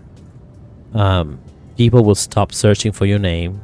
People will stop looking after your channel, so they won't see that you're uploading something. That's why it's very important that people press the little notification button, and that's why streamers put that out very often. Because it's very hard to miss that notification or miss that stream when you have XP72 streaming, Blue Game streaming, and all these big names streaming. My video will not pop on their live feed, right? On their feed on the YouTube main page. So, so that's why the notification is very important. And so just I want to bring back the community we had. I really miss that vibe that I had with some of my viewers with all the group flights we did, and just the sense of community and the sense of being together with people with which we share the same passion and the same hobby. You know, the hobby for flight simulation and the passion for aviation. Yeah. By the way, 320 Sim Pilot, I saw that guy. I mean, I saw everyone growing. I saw XP72 growing because it was me and Phoenix J simulation that we start streaming. Correct? Yeah. CJ Hollister. That was his name at first. XP72 was streaming as well, but just on the side. It was not really. He was not doing it for anything. Like he was not doing it for the purpose of being a streamer. All right, he was just doing it because a lot of people start like that, and then they're like, hey, I'm digging this, I like it. And that's exactly what happened to XP72. XP72 I had more viewers before XP. You know, I was like, me and CJ, we had like 5 or 6 people watching. And when we say that, we just say we did not have viewers. We had just that few extra viewers on our channel. And XP, you know, was there chilling with us. I was chilling with XP. I got to know XP actually later. CJ Hollister and XP72 were already talking to each other. We were already streaming. I got one day. I caught them. I got CJ stream on, and then I hop on the voice chat, and we just talked about things for hours at Phoenix. I mean, we were in Phoenix airport after stream, so we just talked about everything, aviation especially, and simulation. And then all of a sudden, me and CJ, we start streaming. CJ was already a streamer, so I start streaming as well. And XP was streaming, I believe, at that time, but it was not as known, right? So it was me and CJ, and then there was XP. Live happens, not live, but Flight Sim Expo happened, correct? Holy moly. Flight Sim Expo app happened. Like already before Flight Sim Expo though, XP already gained some, let's say there was a crowd. Okay. And the reason why XP gets a crowd, it's for its energy. It's very friendly. It's a safe space. When you go to XP streams, it's a safe space. It's not toxic. You know, I've been throughout my live streaming career, let's call it, not even career, but like live streaming time.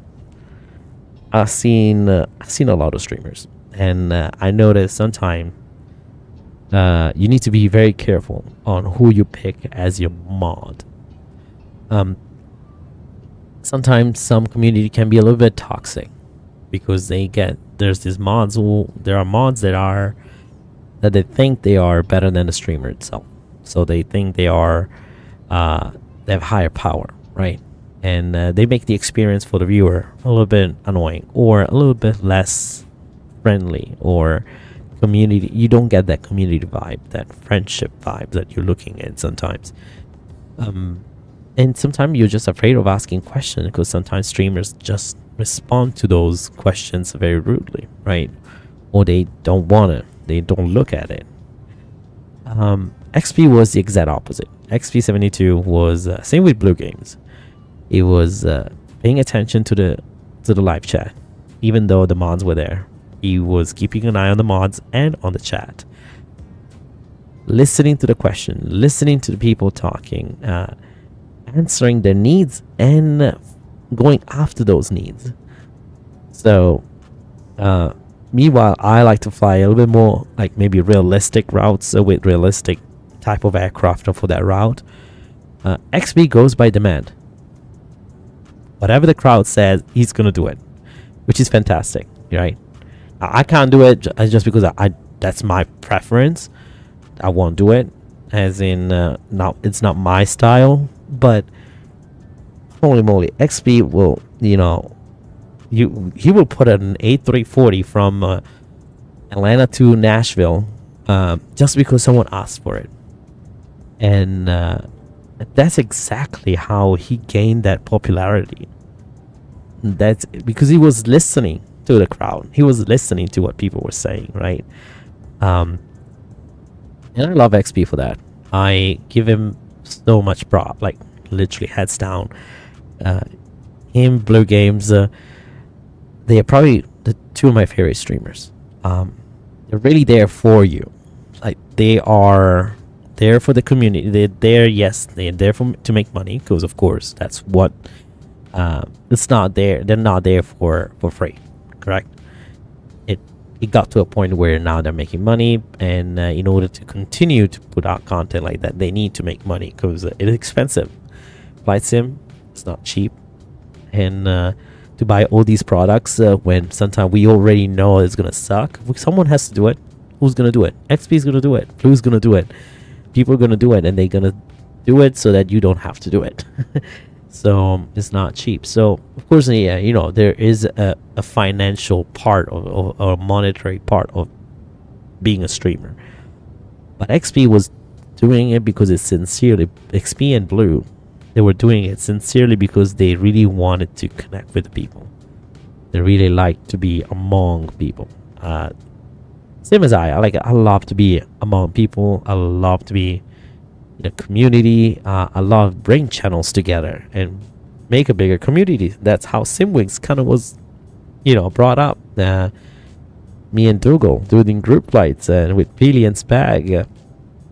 I had a great time doing group flights. If you all remember group flights with XP72, going through the canyon while we were flying and just taking the wrong turn. He took the wrong canyon turn and then saw the people crashing down. It was fantastic, phenomenal. We had so much fun. And I can't wait to bring those group flights again. And group flights are amazing. Let me tell you that. But if you're looking for example, then there is a type of streamers like XP72, Blue Games. I'm missing more. I know there's more. HD Simulation is this one. Is another one that is really good. And there's so many others that are kind of like that style. And then you have another type of streamers, which are there to kind of like because they have the knowledge, correct? Meanwhile, XP72 and Blue Games, XP72 and maybe Blue Games maybe don't have the technical knowledge of certain aircraft, so they're not real world pilots for those specific plane. Then right when COVID happened, right? And that's where a lot of these channels popped up because pilots were without a job. What better way to make money or come back, let's say, or stay current, because flying a plane is muscle memory. You need to keep doing it.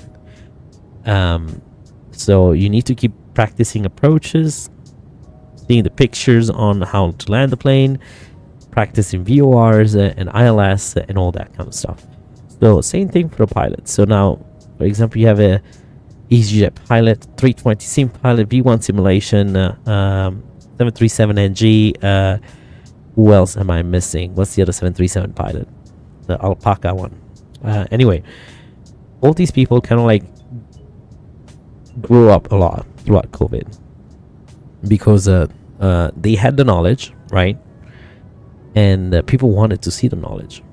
They wanted to hear the knowledge. They wanted to apply themselves that knowledge that they're getting from the streams.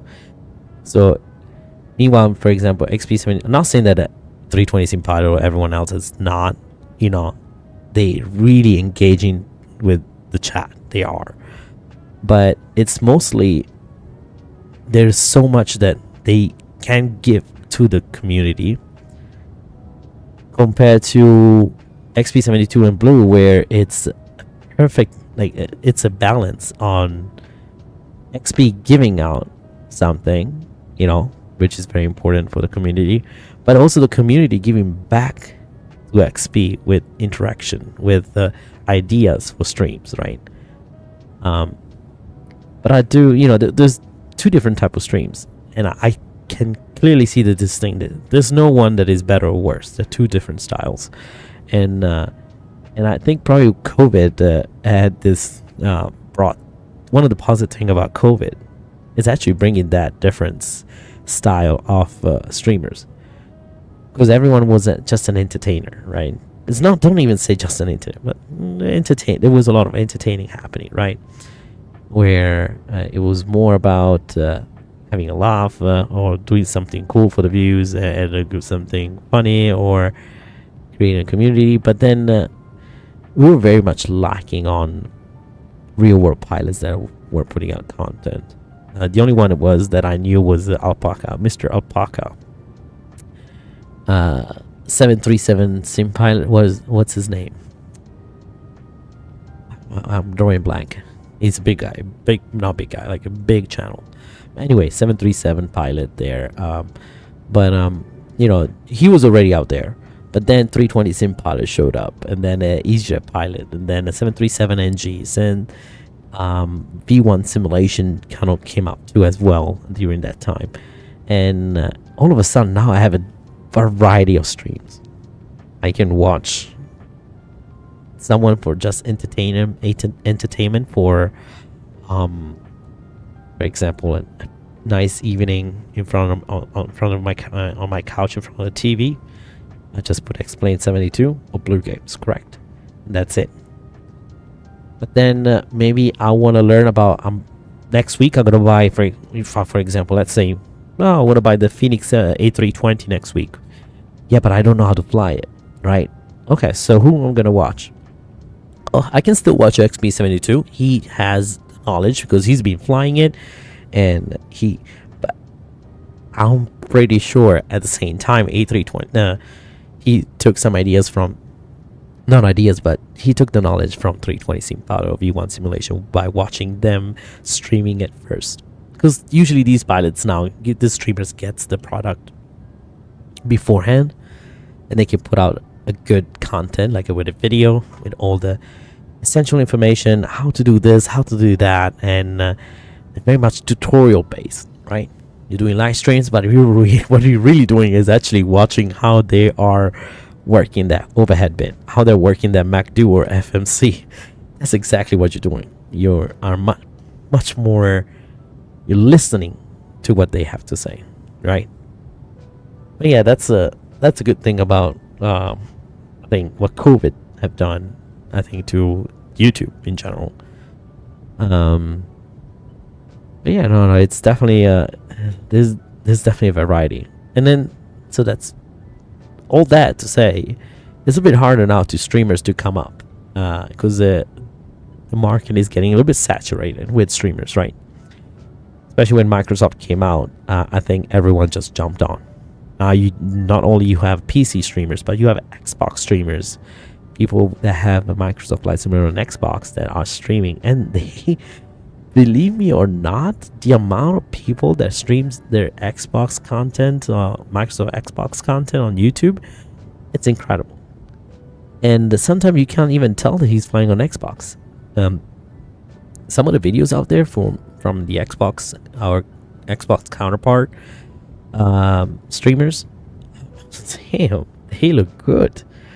There's definitely less stutters, because It's not like a PC. It's a probably more stable system, the Xbox. But the Xbox can put out quite a bit, and they fly the plane the same way we fly the plane on the PC sometimes. Of course, they might miss some of the planes. I don't believe they have the Phoenix 320 as well yet. But there's a Land VFR or the PMDGs out there on Xbox.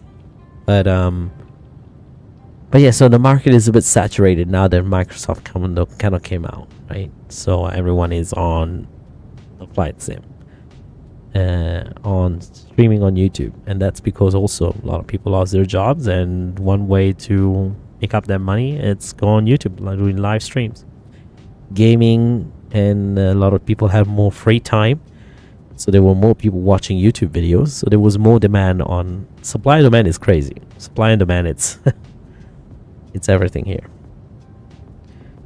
I don't like to say supply and demand, to be honest.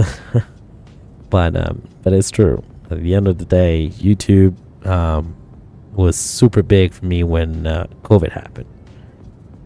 I do remember that because I was streaming just before any, before even Explain. I was streaming on P3D as well, and it was like meh, no views. It was just me quiet on the plane, and then that's it.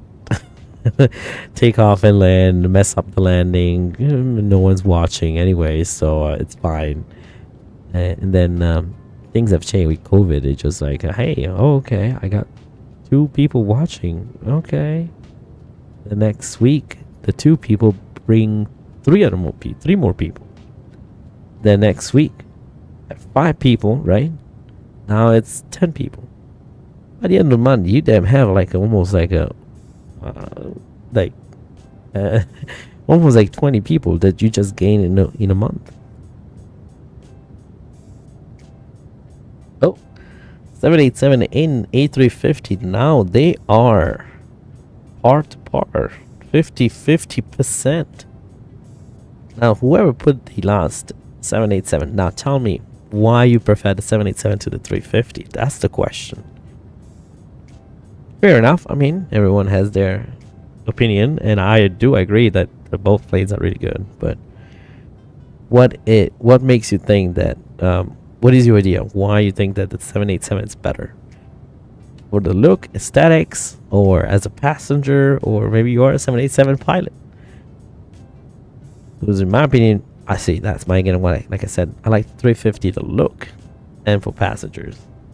Now to work the plane, if I was a if I was a flight attendant on the 787, I would have liked that probably more, because the 350 does not have a crossover aisle, so you have to go the full length of the plane in order to get to the other side of the aisle. So if you're in the middle, right, and you have a cold button, you're at, let's say you're at 35, you're at 55, and no, let's say you're 35, row 35, and you have a call light on 28. Oh man, you have to go the full length up or full length down to get back onto the other side. That's not fun. That is not fun, I'm telling you. But on the 787, I believe you have a crossover aisle. There's multiple points you can cross over. So it's really good to have a crossover aisle. Actually, one of my favorite planes to work on, it's definitely the 767. I like the amount of crossover aisles, and just in general, it's just like I like the 767 in general. It's a great plane.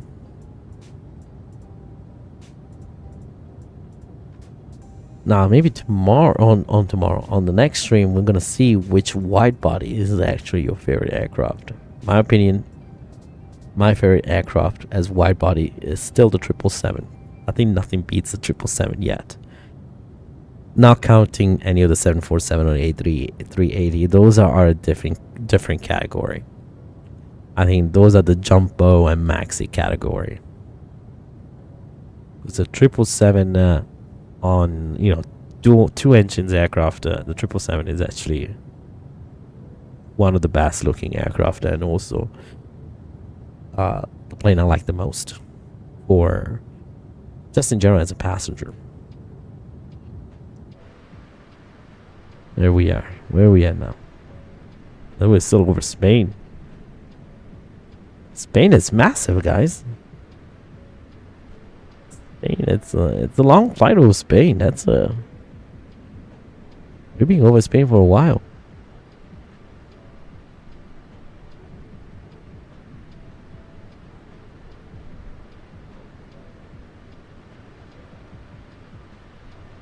Go Lions.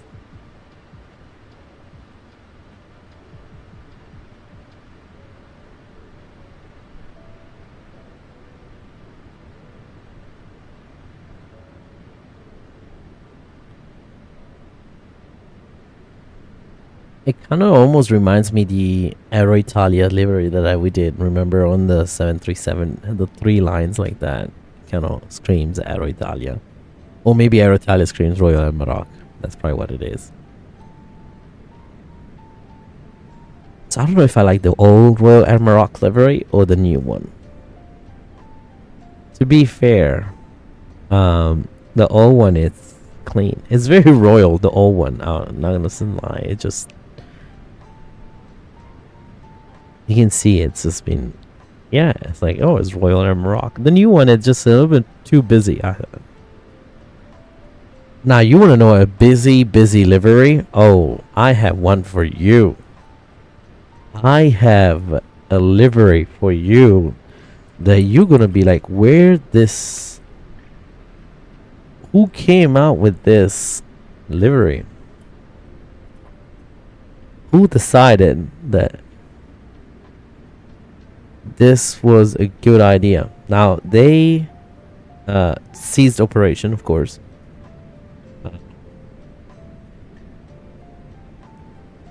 There was no way they could go anywhere. They could have gone anywhere with that. But are you ready for this? I'm going to show you something. And you're going to be like, wait, my eyes are burning. Alright, I'm going to bring it up in a moment. 3, 2, 1. Switch. Voila. Now, what do you think about this livery? What is this camel looking half vomit plane? Looks like people just... A person carrying blue paint bucket and a yellow paint bucket just decided to crash into each other, and there was an A330-200 sitting right there while they were doing that. And I'm just thinking, who even, like, who came up with this? What what in the world is this? Why this is a thing? So they ceased operation last year, apparently. And to be fair, you wonder why, right? And that's the I think that's one of the reasons.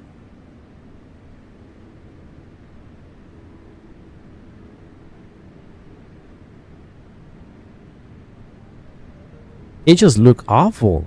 You can't. It just look very awful. I won't even look like what the uniform look like.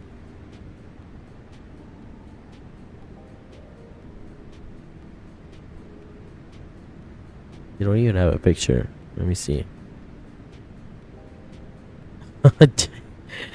This is an ugly looking plane.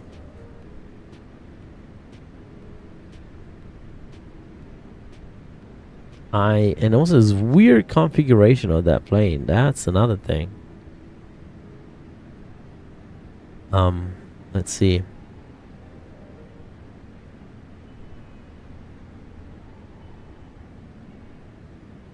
From Poland to Maldives. So they were chartered for a while. So they were supposed to replace there was an airline. Who did they replace? Blue Panorama. Yes, they were charter airline, which I did really like Blue Panorama before. Actually, it was one of my favorite flights to fly in using Blue Panorama. Oh, thanks for the likes and 100. Yeah, there you go. That's the face I was looking at. Whoever sent that face, that's exactly what my opinion was about this plane. Wish there was a uniform looking. To be honest, I wish I had a model plane of this, because this is the ugliest plane I've seen in a long time. One of the ugliest. Let's see the uniform though. That's what I wanted to see. You want to see the uniforms?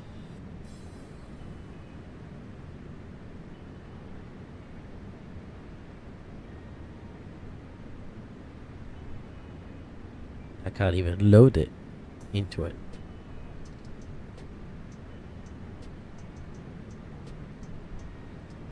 So they had 2 dedicated long-haul flights from Poland and Czech Republic, I believe, to where? So COVID-19, I think, put them to RIP, but 2019 Blue Panorama becomes a Luke Air, and I'm like, oof. Be like, should have kept the Blue Panorama livery.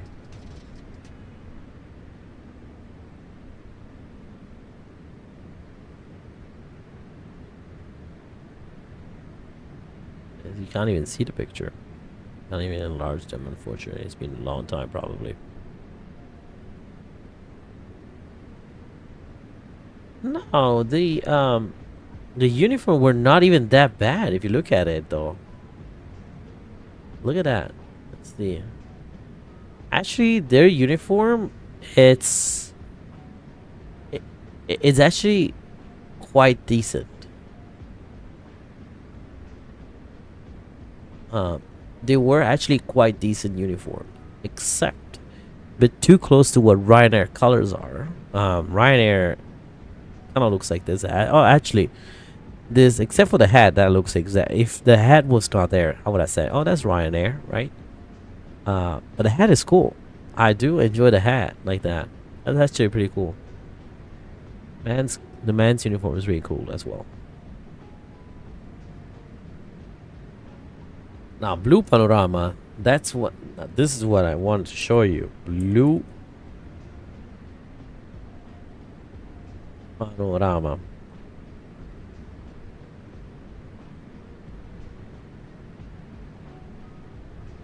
Did they cease operation?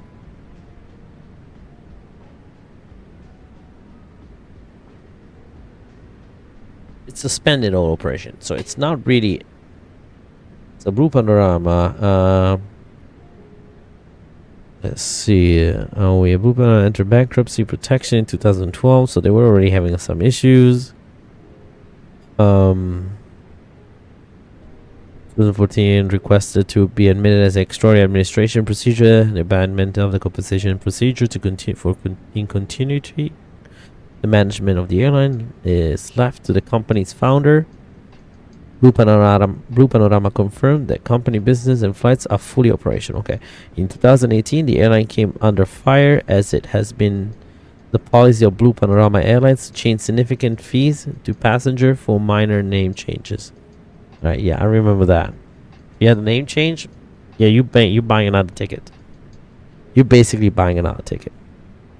The airline announced it would be changing its name to Luke Air by the end of 2019, revealing a new yellow-blue livery on an A330-200, which was then due to be delivered on March 2020. First 330-200 was delivered. However, the rebranding had yet to take place. In late 2020, Blue Panorama retired the last 767-300, unfortunately.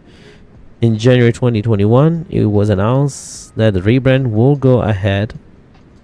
As of September 2021, the airline's official website had its content changed to Luke Air, operated by Blue Panorama Airlines. Then October 2021, the airline announced the suspension of all flights, stating financial difficulties in the wake of COVID-19 pandemic. Blue Panorama went through recurring restructuring proceedings in recent years, Shortly after it filed for bankruptcy protection in June 2020, it has been reported that the grounded airline retired both of their A330-200, leaving them without long-haul capable aircraft. In December 22, it has been announced that the airline will be liquidated and not resume operation. Sadly. Very sadly.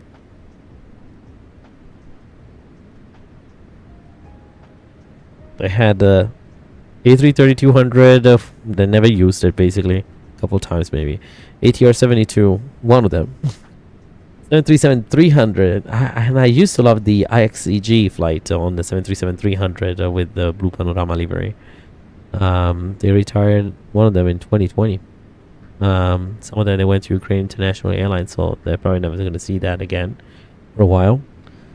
737-500, 400, a bunch of classic 737, and the 800 had a bunch of those. The 767, of course, and the Piaggio Avanti. The Piaggio Avanti is actually a pretty cool plane. I love the Piaggio, but this was what the blue panorama livery looked like, and I thought it was quite phenomenal. I did. I mean, it's much better than Luke Air. First of all, who the heck is Luke? Why Luke Air? What has to do with the airline, right? Blue panorama is different. Blue panorama is the panorama, blue the sky, and you get the plane that is most, blue and white. Makes sense. I did like that. 767 looked really cool with that. 75, they even had the 757-200. I forgot about that. Was it leased though? No, they had it. They had a few. 737 then. Oh. They went from this to this. You'd be like, wait, how? Why? Why did they have to do that? You'd be like, yep, money sometimes talk, and sometimes the talk is not good. Let's see some other airlines that are in Italy.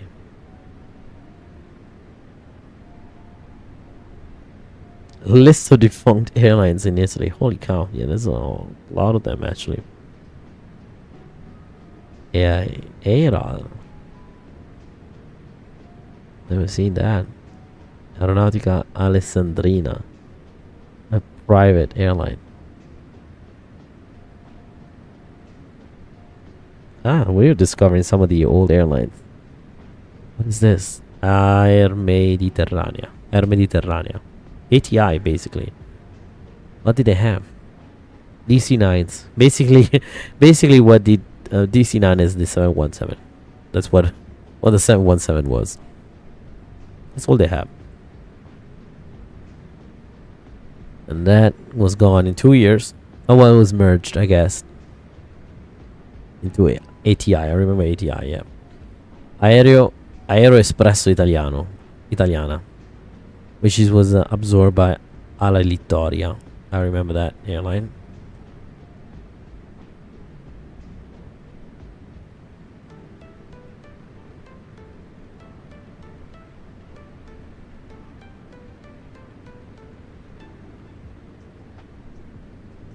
So Ala Littoria, I remember these. That's during the good old days, I guess. Well, not really good.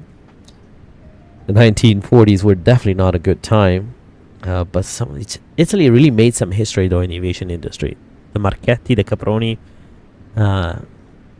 they had some amazing aircraft during the Second World War.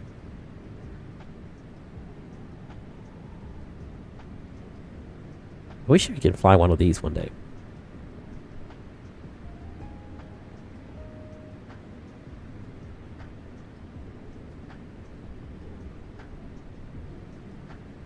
Stiaia Marchetti.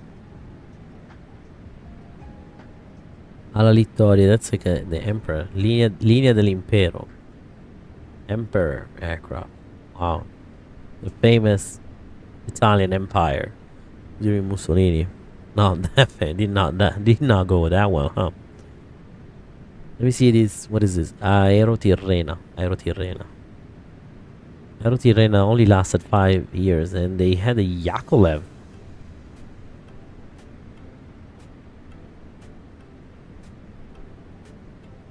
First female pilot, Fiorenza De Bernardi.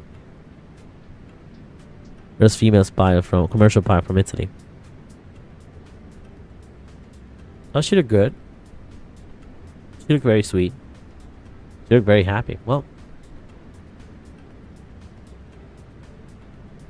so Aerotirrena was founded in 1966 by the Italian employee Fiorenza De Bernardi and former Aeroflot worker Piotr Ivanov. The airline was planned on operating services between Genoa, Rome, Milan, Athens, and Florence, but with Soviet capital and investment of Aeroflot, holding 30% of stake. That explains why there is a Yakolev.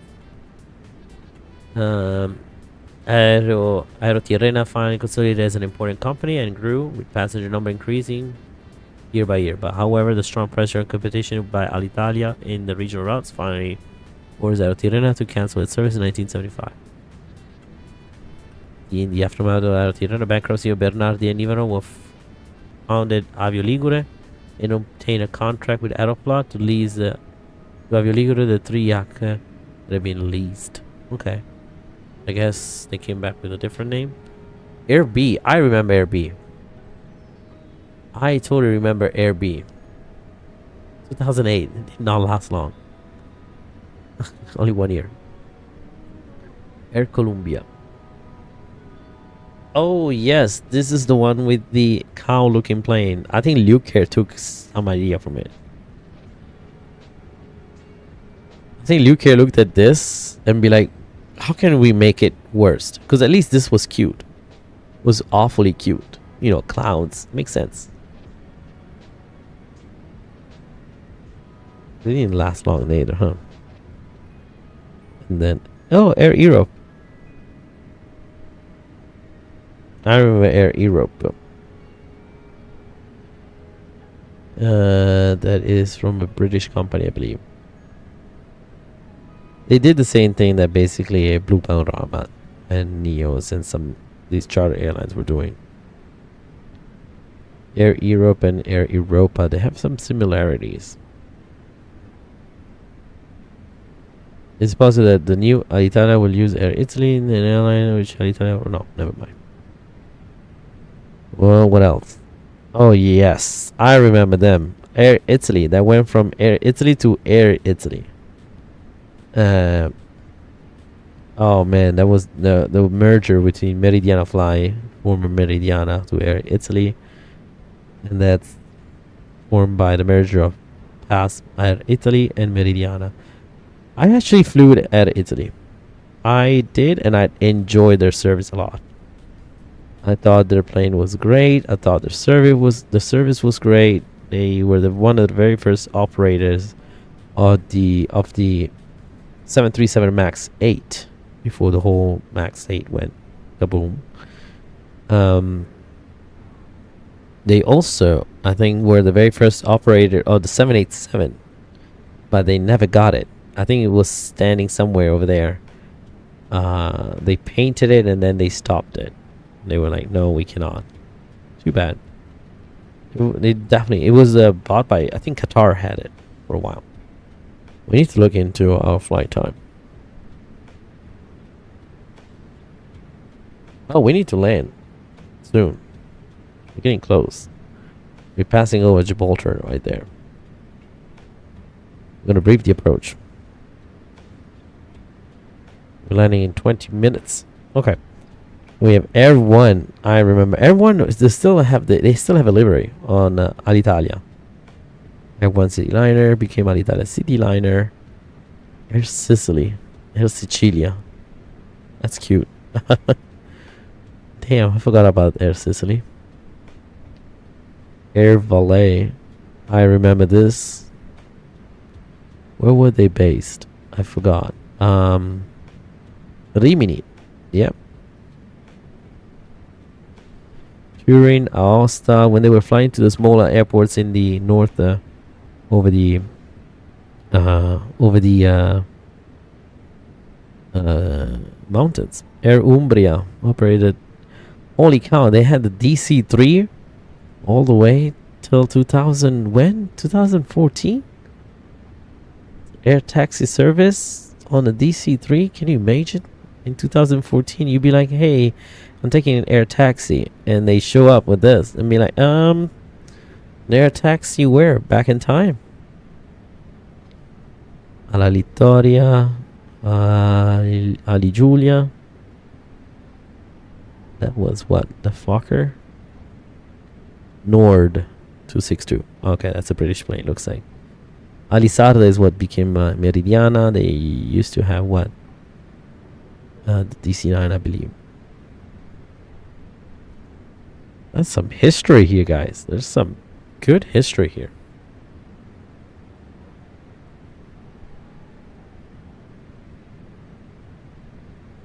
Oh gosh.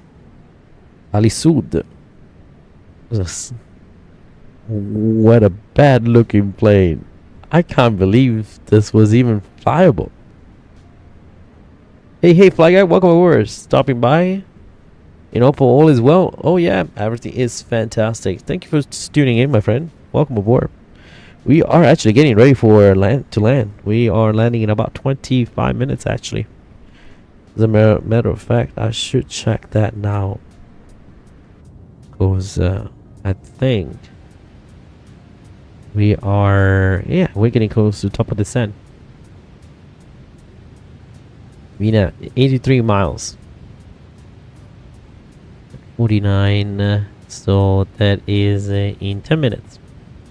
We're gonna start out descent. Welcome aboard. Good to see you here. The engine PBR modeling is excellent. Man, I agree. That engine PBR looks phenomenal. But yeah, we were just talking about some of the planes that we've seen out in Italy. The history of Italian aviation was quite harsh. You've seen so many airlines going in and out. Alitalia Cargo, I remember that with the MD-11. They actually stopped in 2009, though I've seen them flying the same plane but with a different name. I think Cargo Italia. Alitalia Linee Aeree Italiane, Alitalia Compagnie Aeree. Oh, see, this is the whole rebranding of Alitalia that happened throughout the years. There's been one technically, 2, 3, 4,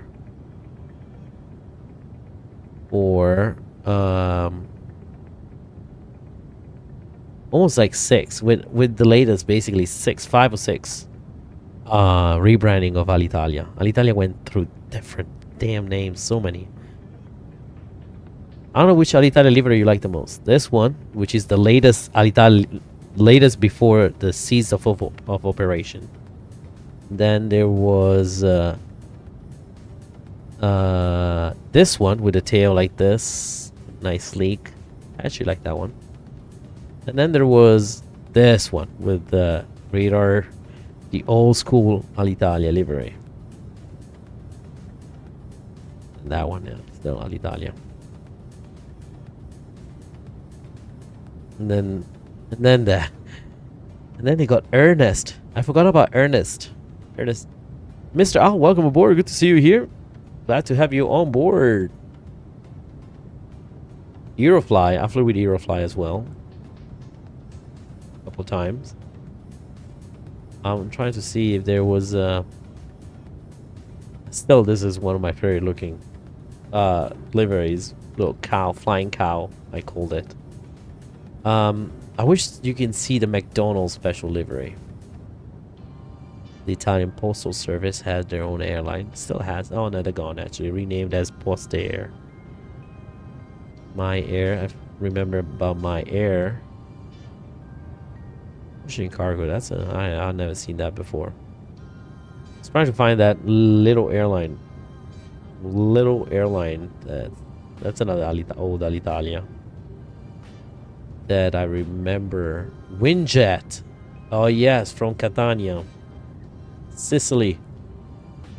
Volare Web. I flew with them once. never again, and they did not last as far as a matter of fact, they did not last. They were based in Venice, actually. That's actually, you can see the symbol of Venice right there. But what I was going for is the let me see, Alitalia McDonald's liveries. There we go. Look at that. Look at this. Just imagine, like, ladies and gentlemen, today we'll be catered by McDonald's. Please have your selection ready by the time you reach your row. FYI, by the time we reach row 30, you might not have any more Big Macs. But that was it. That was and then another one that my favorite Alitalia livery was the Bulgari clock, the watch. Now look at this. Oh man, it's Pinterest. Darn it, Pinterest. Always with a watch on it on the side. That was their commercial. Yeah, I thought I used to have some phenomenal liveries, and some of them were quite different, you know. But the Alitalia Bulgari was actually one of my favorite liveries. Yeah, no, bro, what? Yes.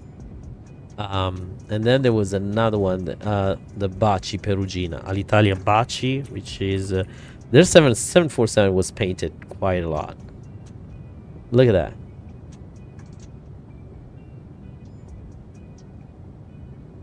That's the Baci.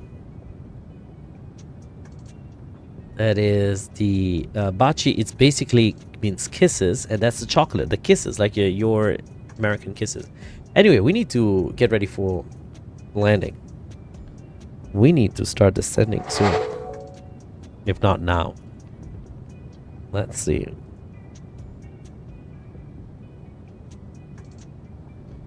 All right, so let's have a look inside flight deck.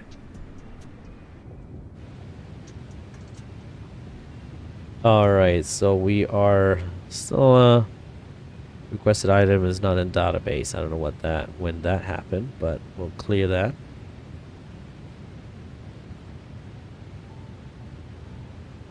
And we're going to brief the approach, shall we?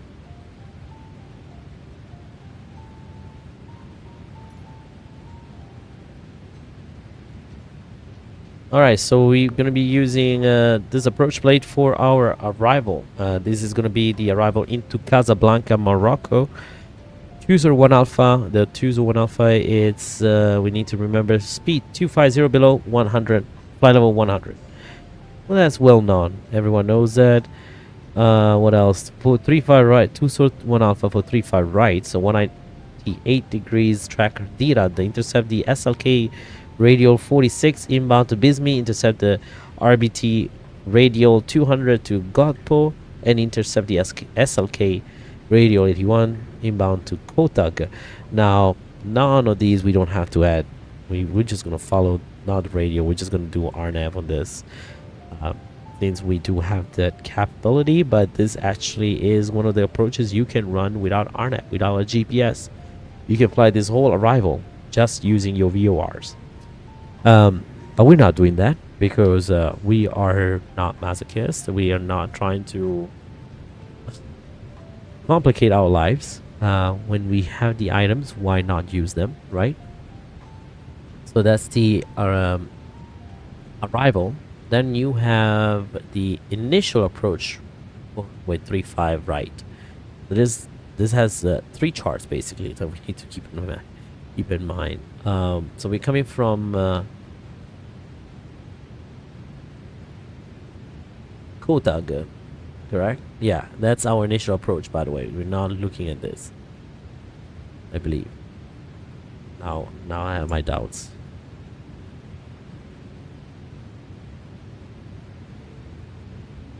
Let's see. Yeah, no, we're not. We're not. Okay. So Kotaga is our initial approach fix, and then we're just going to be minimum en route altitude is 3,600 feet.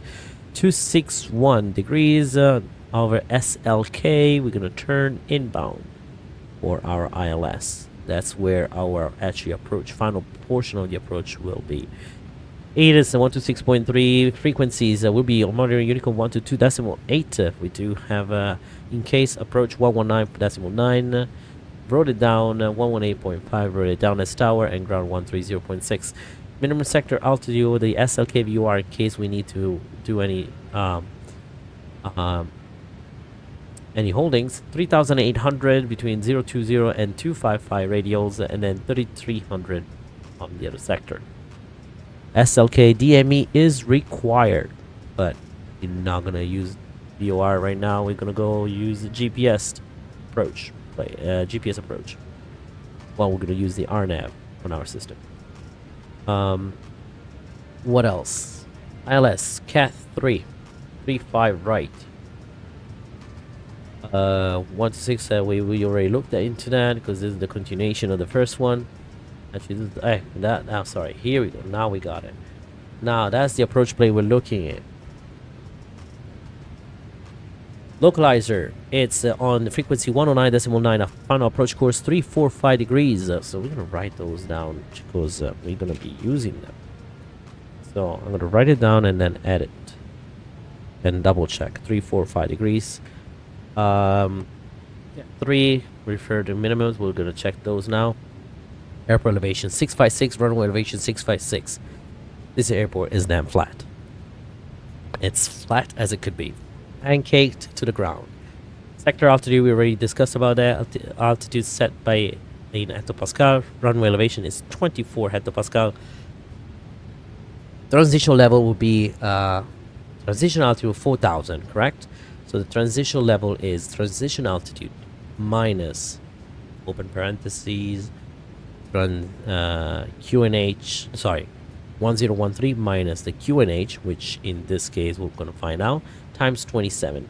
So if the, let's have a look, let's do a mental math thing. Let's see the weather. We're looking into, where are you? That's a long time ago, but 1017, 1013, so minus, let's have a look. So that was ages ago. GMMN METAR. Let's have a look. Dew point 20. Okay, so we're looking at 030 at 8. 030 at 8, and then 10,000. Sorry, visibility more than 10K, broken at 2,300. So BKN 2,300. That's good to know. QNH is 1015.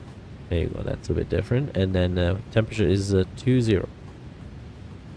All right. So we are looking at transition level of so the difference 50.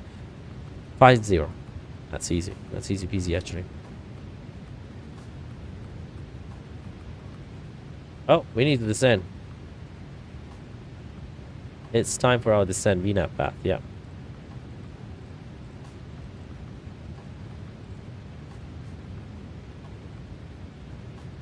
Our actually minimum restriction, the lowest restriction is 3,500.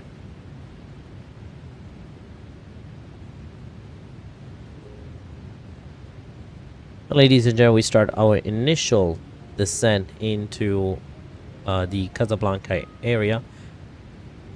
We expect to arrive in about 20 minutes. So, smooth ride to Casablanca. We're looking for light winds coming in from the northeast sector. Just a few clouds, 2,300 feet, and the beautiful 20 degrees Celsius temperature. It's been a pleasure to have you on board, and hope you enjoyed your Royal Air Moroccan hospitality. At this time, I would like to ask our flight attendants, please prepare the cabin for arrival. Seatbelt sign goes on. Is there a way to change this? There you go. There you go. 3,500. That's what I want. and we start our descent. Now it probably requires more drag. We'll see. But looks like we can keep it up. We can.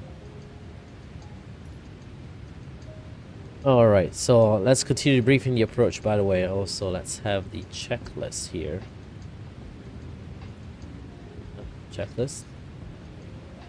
Recall, check, or brake. We're gonna talk about that later.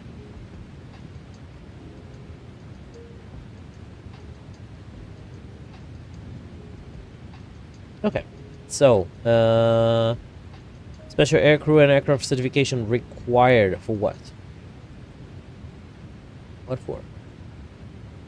Oh, this is the Zulu. I wanted the Yankee. Is it a Yankee or the Zulu?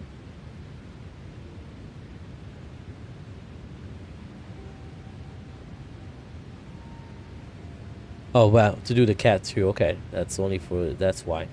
Let's actually change the chart. Let's just take it a normal one. Oh, sorry, right here.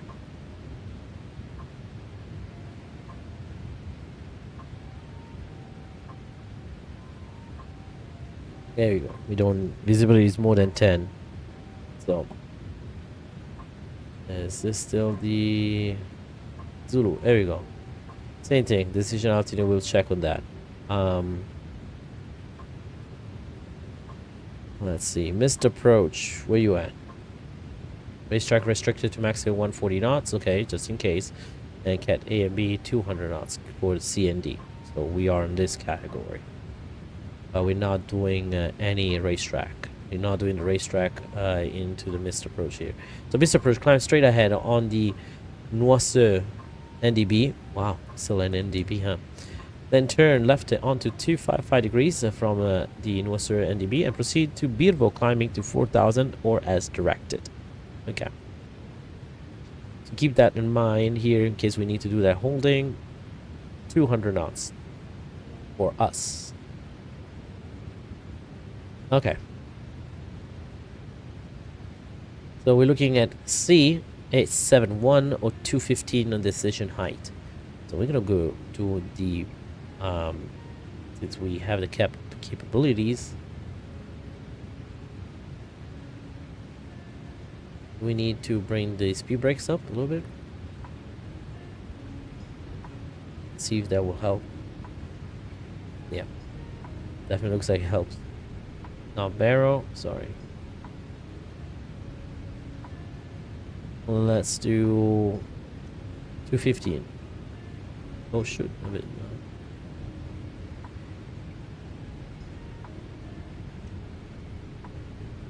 215 for the radial altimeter.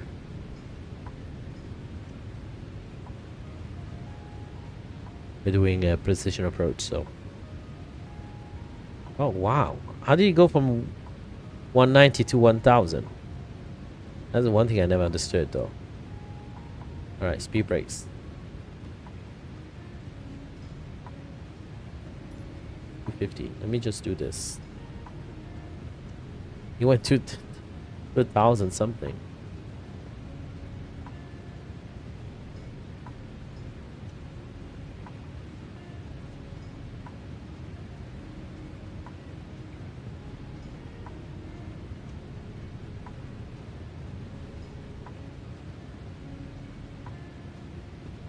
Okay, I'm having some technical difficulties on getting this thing right. Okay, let's do the old way. How am I clicking so fast?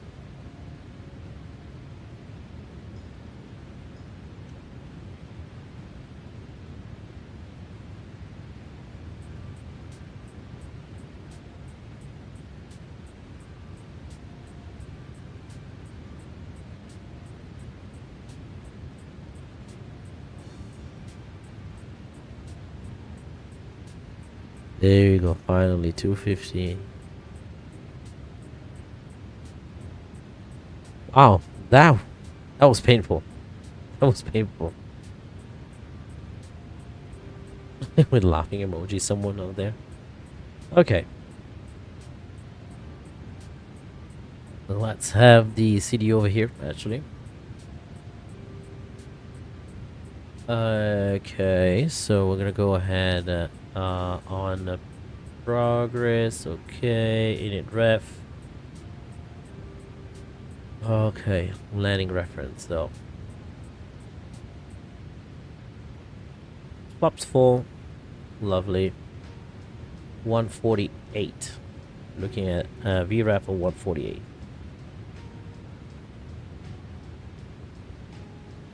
Okay.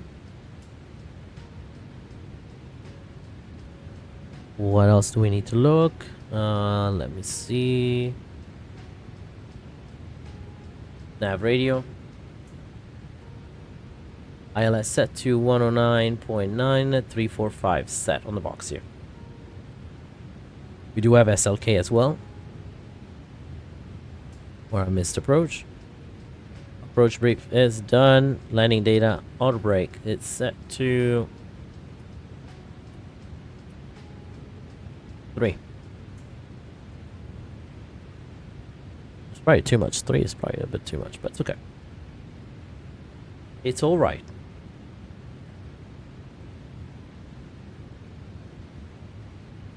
Gonna end the music at 10,000 feet, actually a little bit at 6,000 feet. I'm gonna put the remind me about the flight control replay.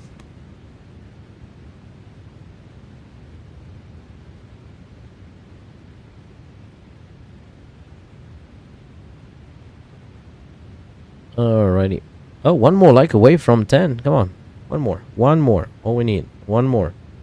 Actually, we need 10,000 more. But for tonight, I'm happy about one more. Normal.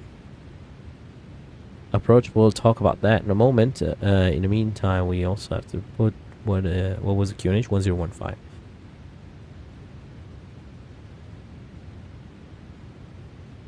Let's have it preloaded over here.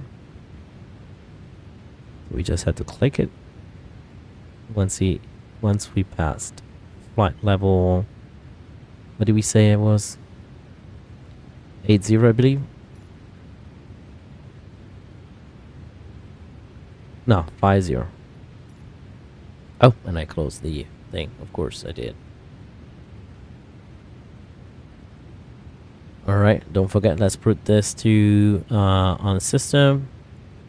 There you go, map ND. Gonna bring the range back.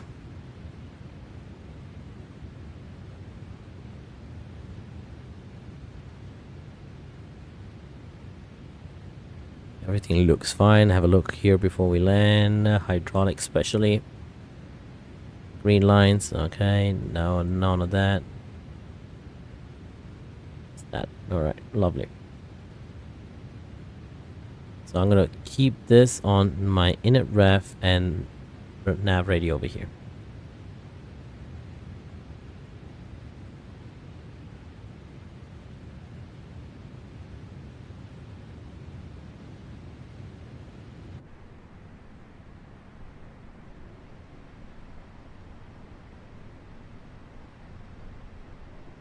Green shot.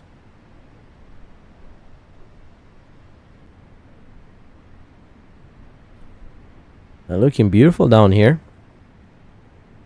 See, that's the one thing I like about Microsoft though. I don't have to worry about making ortho. You don't have to make ortho for Microsoft.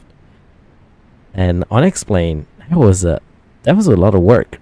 If you know what I mean. Like, on top of like planning your stream, you need to, yes, download the correct livery. You need to double check you have the right sceneries. And then you had to download ortho for the area. And that was so painful. I remember spending all that time going through the zoom level. We're doing the zoom level 15 or 14 in the area, and then zoom level 17, a 17 around the approach, like right there on final approach, and then zoom level 18 right at the airport grounds. And that was painful. That was painful.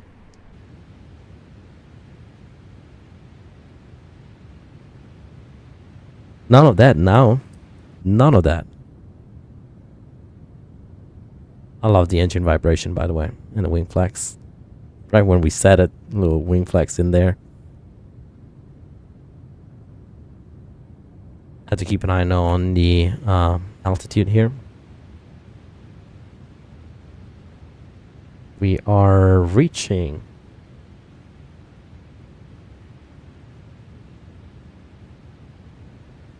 Alright, so apparently the A350 is winning the pole. Right now, the 350 is winning the pole. So on, and I do agree with that. That's exactly what I thought it was gonna happen. 787, yes, it's cute. I like it, but the A350 is just a sexy looking plane. I'm gonna go one more notch less. No, actually, keep it like this. 11,000 feet. Sorry, flight level 110. That's exactly how we need to talk. 110. That says to switch to standard. Now we're gonna bring the speed brakes up.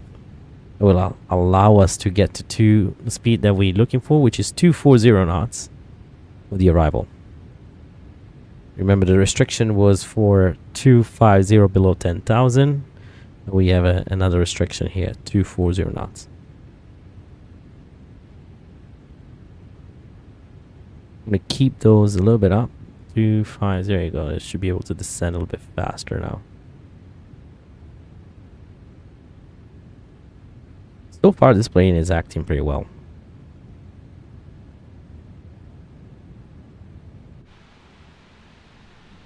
I just wish I had the clouds like a decent living being with the actual clouds instead of the flying chicken nuggets. That's what they are, flying chicken nuggets.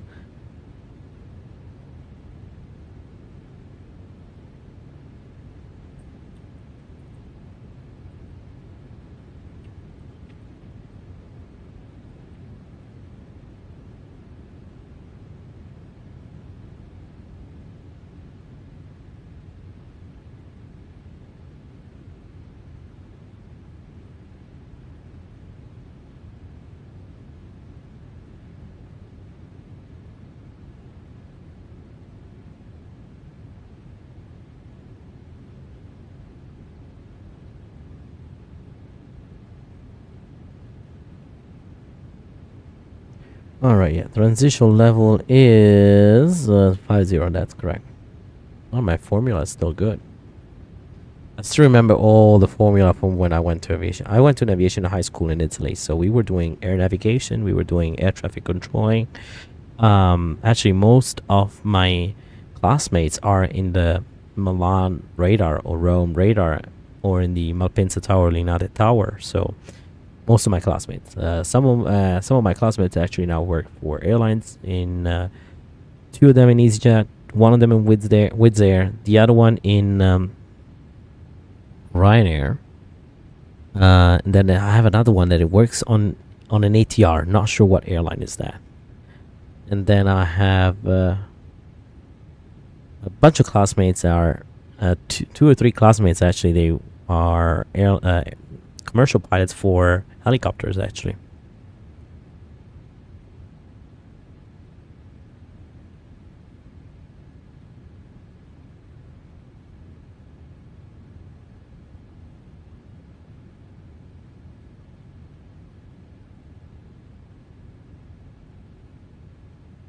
Oh, we had to get to 3,000, 3,600. Are we going to be able to do that? Oh, we have to. Let's see, I'm going to do go full.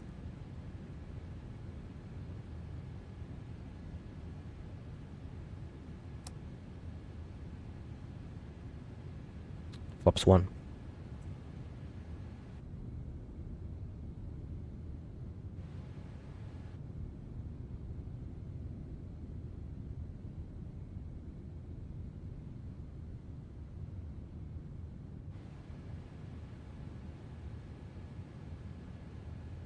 Also 10,000 feet, landing lights on. Okay, what else we had to turn on? A bunch of things here. And turn on the wing lights. Why not these ones as well? Engine ID anti-ice off. Double chime for 10,000.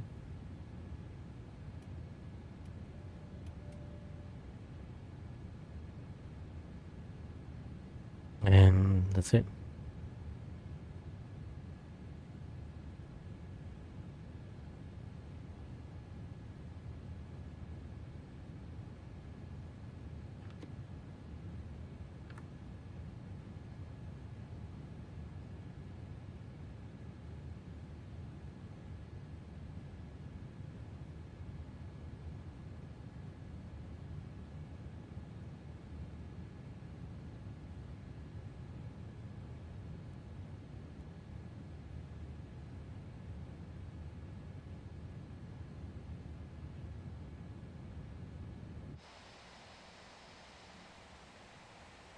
Why I have this feeling that we're gonna be low, high.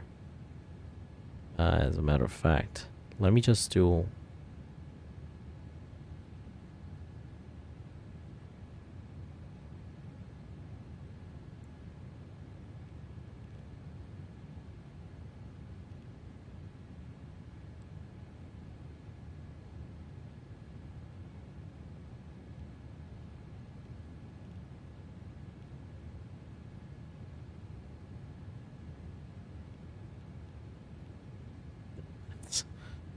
It just makes more sense. It's just like 3,600. It's my minimum sector minimum en route altitude anyway. So why bother?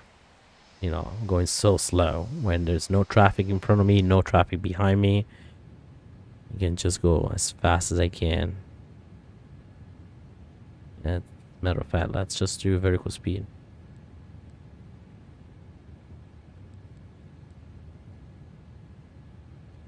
All right, flight level 50. We're gonna switch to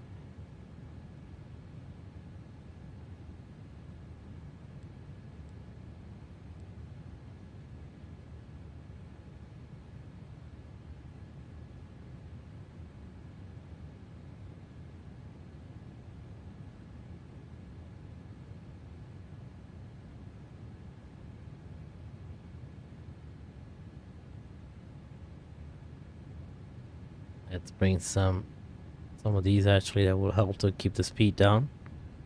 That we can bring this arc right where we want it.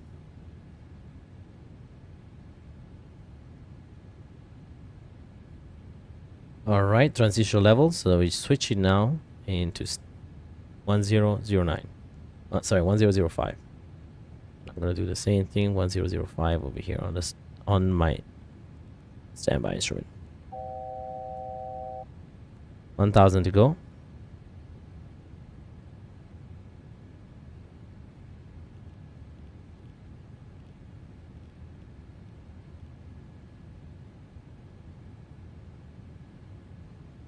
Making that turn.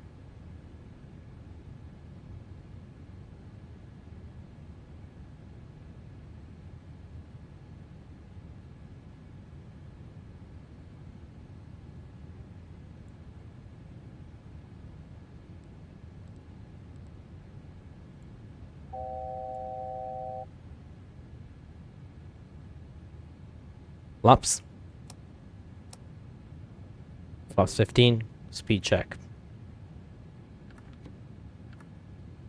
Pre-brakes arm.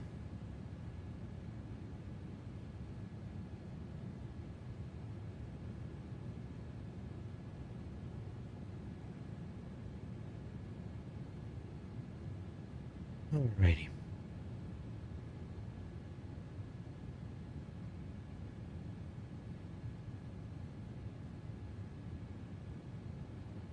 Oh, let me actually bring the flight control replay, otherwise we're not gonna have replays. So that's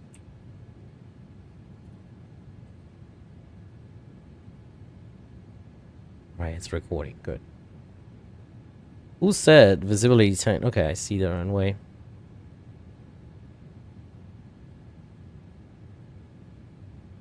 $148. So let's do. That's perfect.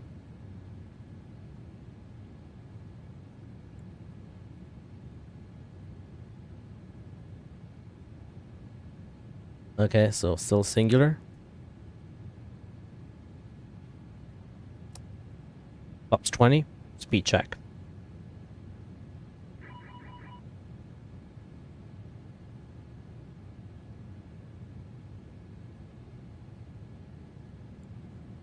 Approach.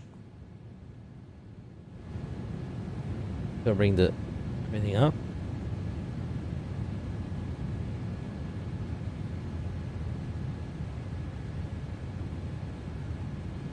So look here, 9 miles out.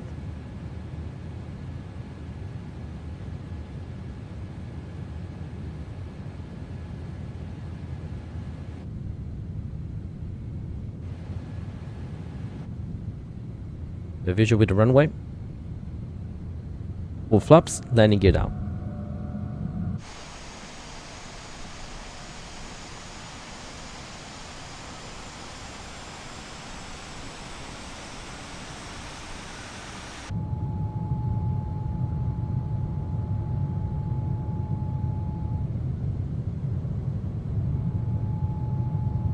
Alright, we'll do this for the we'll leave this for the replay. Glide slope. ILS confirmation. INR identified 345 ILS. Speed VREF +5.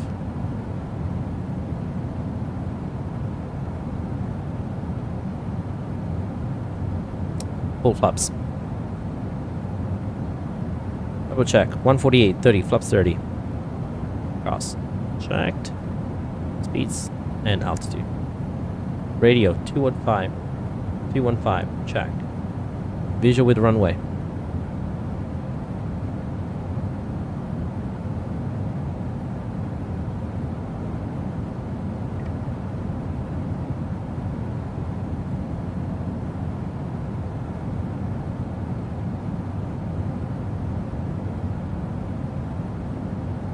Land 3.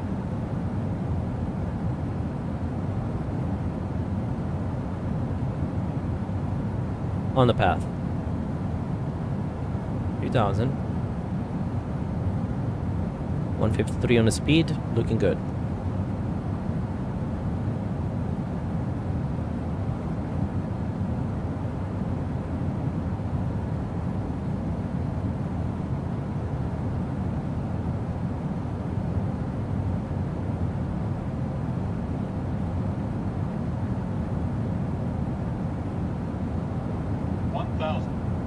Checked.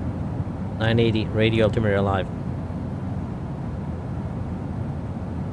9 knots coming from the other side on 030, a little bit variable too. So a little bit off right aileron.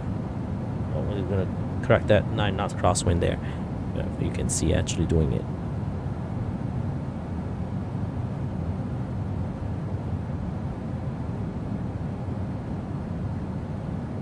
(1,000 feet).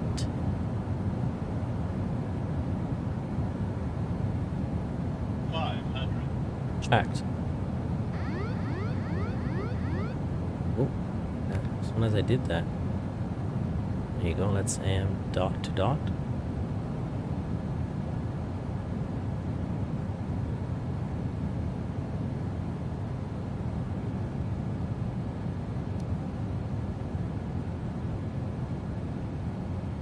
Minimum. Continue.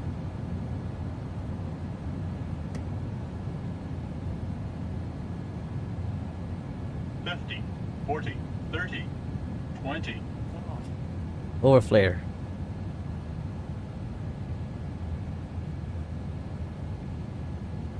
$10.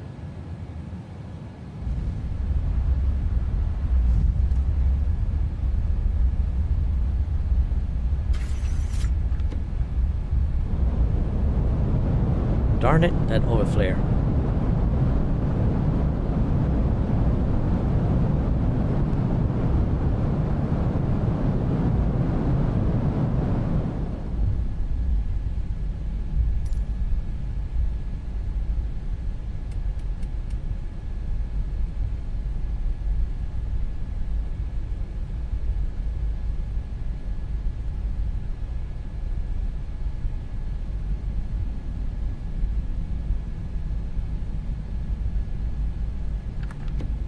up the aircraft. Oh, that overflare. Man, that overflare really screwed me over.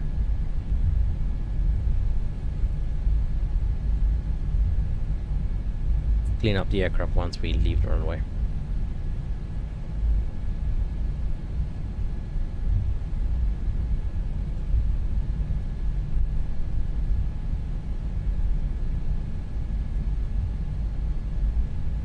I thought it was coming in hard, so I just went a bit too abrupt on the controls. Rookie mistake.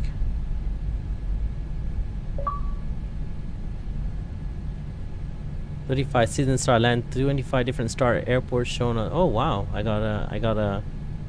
unlocked an achievement, I guess, on Microsoft. Runway clear-ish once we leave that area. Okay, let's clean up the aircraft. Taxi lights on, landing lights off, strobe lights off. Bring the flaps up.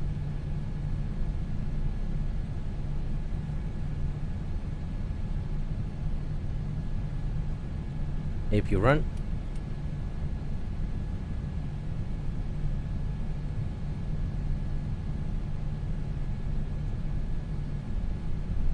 You don't go down that way.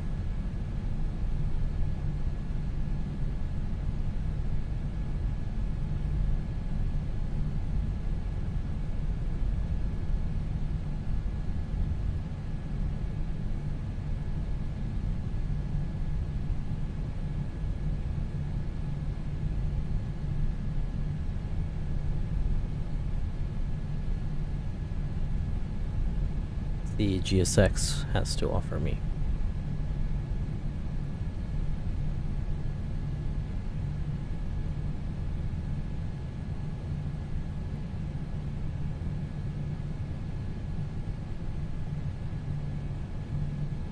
I haven't flown into this airport, so I'm not familiar. So I'm gonna grab the charts here. What happened?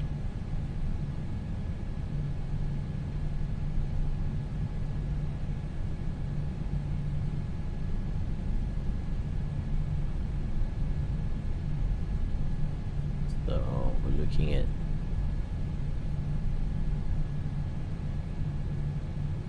let's see, J1. This is J, right?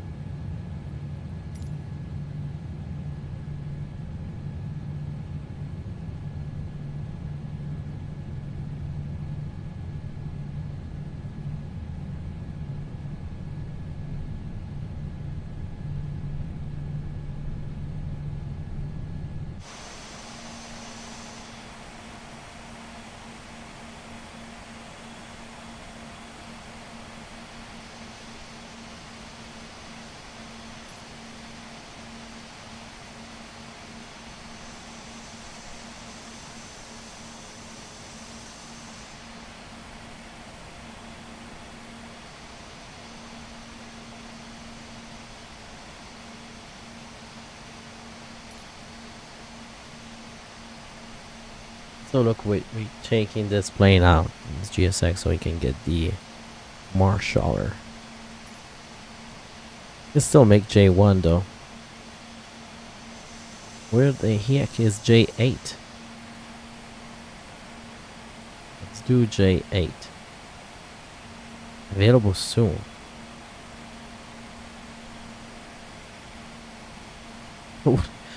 Is that like a?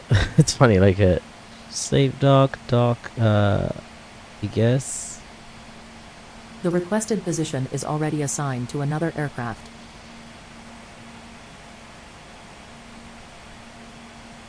Oh, who? Oh, that's the one, of course. Someone took that one. So let's do another J. Let's do. Is J1 right there? C1, I believe. Oh, we can take J1. Show me the spot. That's it. You're taking it.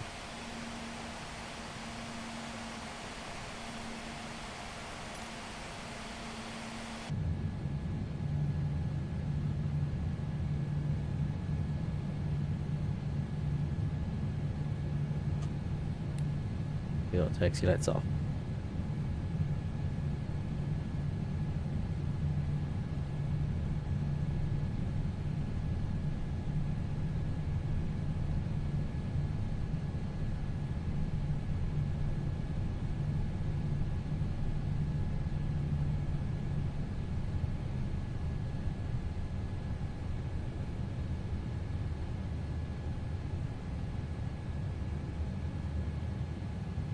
Wait.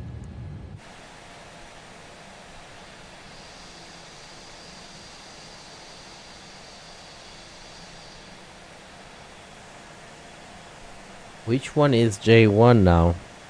Are these not aligned properly? Watch, they're not aligned properly. They are not aligned properly. Watch it.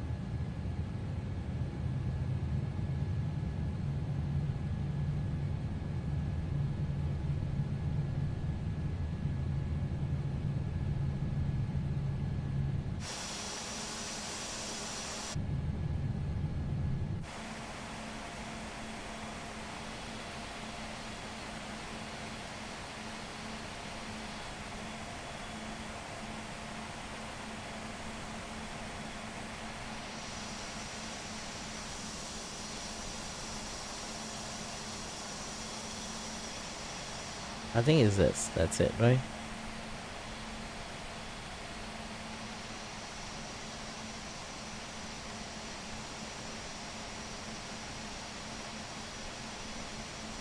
Lovely. We're parked. We're parked. That's it. Decided. Has been decided. The safe dock did not work today. Perfect.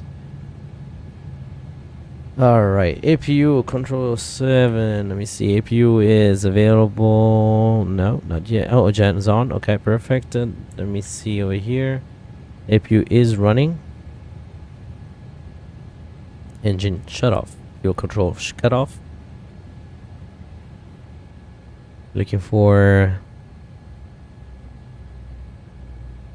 20% or less. 25, 23. 20% or less. Beacon lights can't come off. Beacon lights off. Fantastic.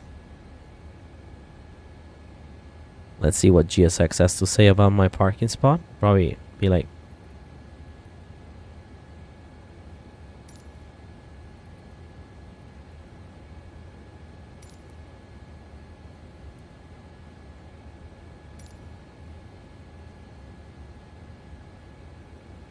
oh, it did not activate. Thank you. Of course. Watch, it's active now. Stop. Okay, perfect. Even without them. Okay, see? Even without them. I got it. I'm such a pro at this point. Chalk on. 8G1. J1. Perfect. Chalk on. Parked at the gate. Lovely. Let's do also, we forgot to do the checklist here. Never forget the checklist, by the way. CDU, not system, sorry, checklist. We done this, we definitely done this. Oopsie. Shut down hydraulics pump. Oh, we'll work on that. Good. I'm not securing the aircraft. Alright, anyway. I'm not gonna do that because otherwise it's gonna mess up the replay. So, let's disembark, shall we? GSX. Well, hello. I'm already parked here, so I'm just trying to... Oh.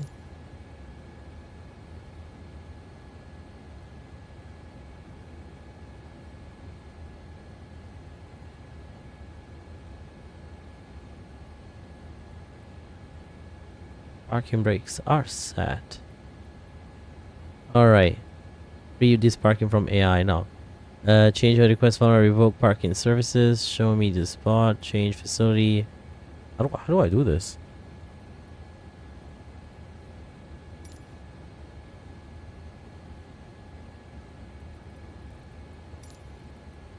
I don't know what that means. But anyway.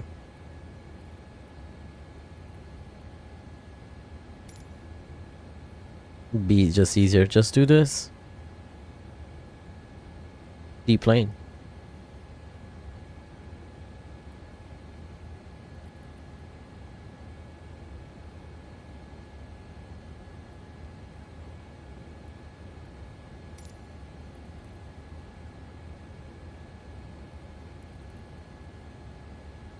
Did I land the wrong airport? No, this is the correct airport. Okay. I don't know how to do this.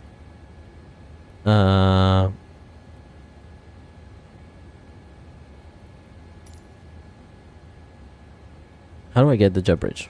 I don't know. Wait. Well, not important. Let's do this. Let's do the replay. All right. Let's end the. Let's disconnect from Batsum. We can go to bed after this. 7:35. Wow, it's late. All right, wonderful. Let's go ahead and stop the replay.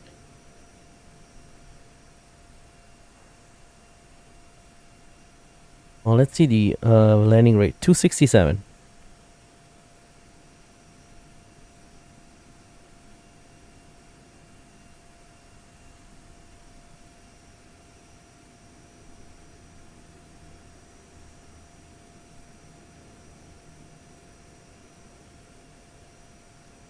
Alright, so let's have a look.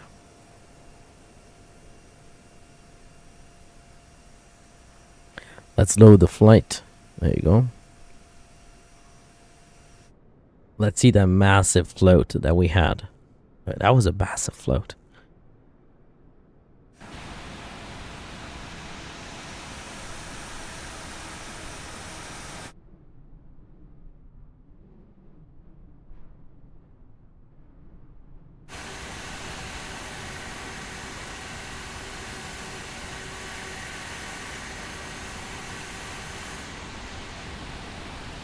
All right, let's have a look.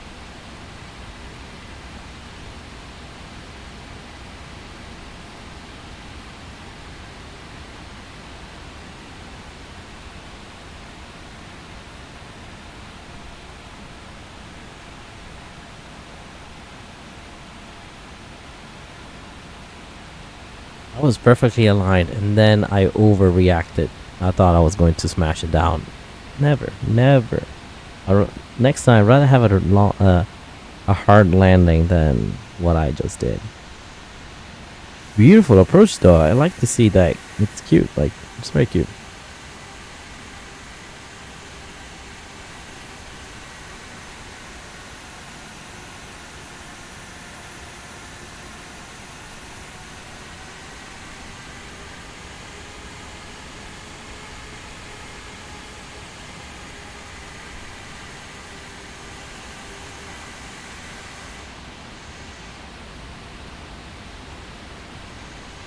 There's one point though, when I disconnected the autopilot, the plane pitched up a little bit. I don't know if you noticed.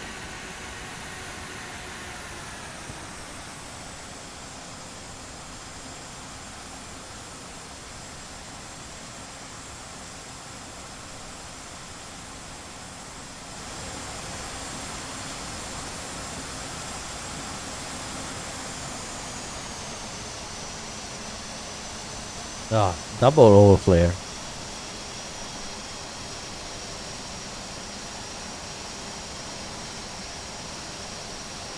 If it wasn't for the double overflare, was so, and then yep.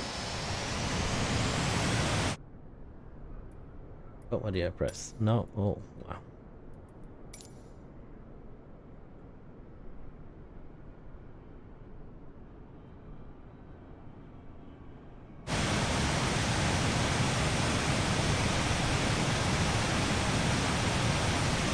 Unfortunately, the reverse thrust do not show up on replay. I see.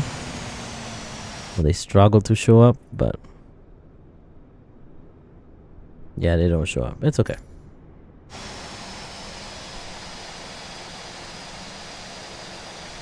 So look behind. Let's go back. Let's go back at the double landing here.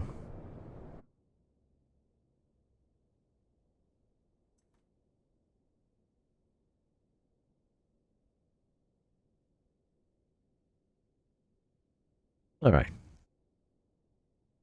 Action.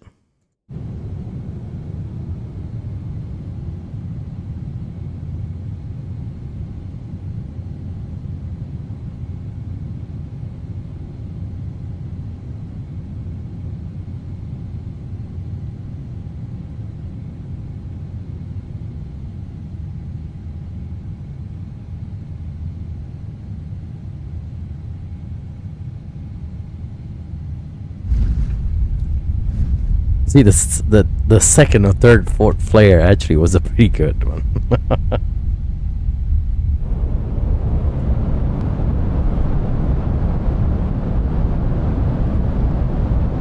Too bad the reverse thrust do not show up here on replay.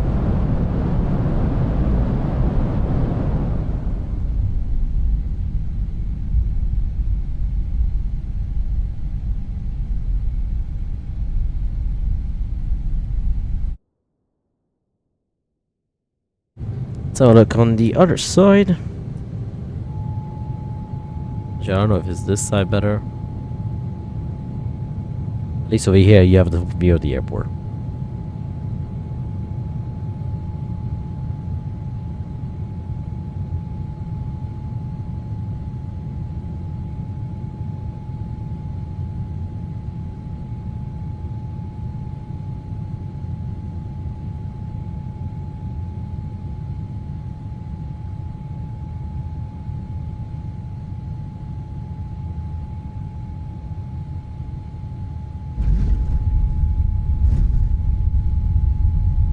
The wing flax is beautiful.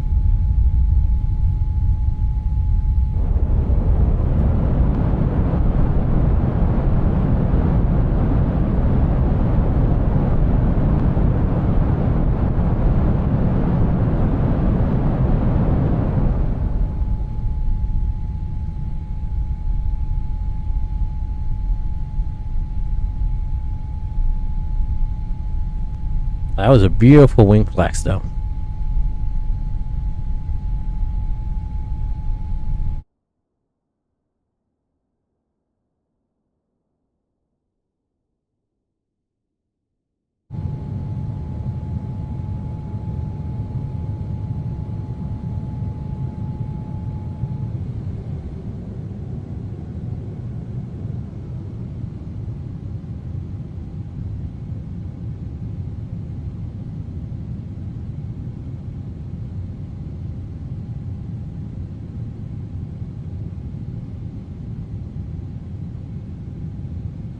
Let's see on this side, and then I'll take a view from outside.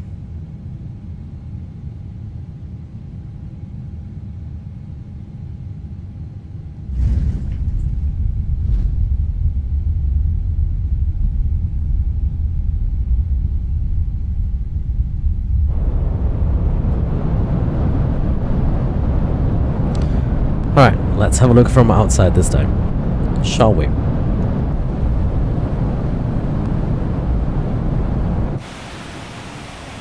So this is where we bring the drone camera on, and we just do a couple changes here and there.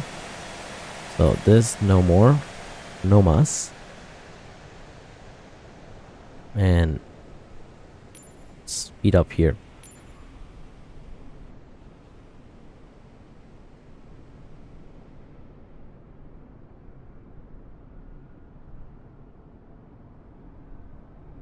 Well, it's kind of weird because over here I need to be further down since the touchdown was quite far out.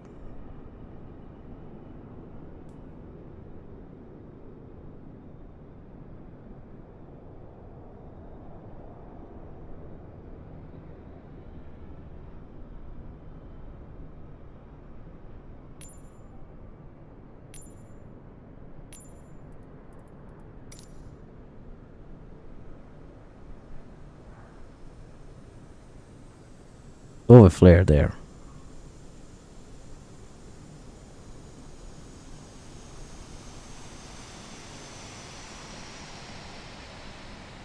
But beautiful landing after that.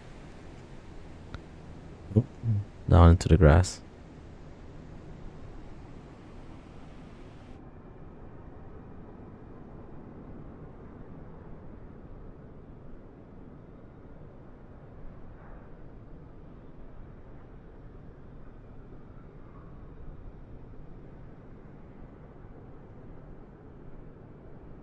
The artifacts though, wish we had a little bit better. We need a 4090, that's what we need. We're not gonna look at that.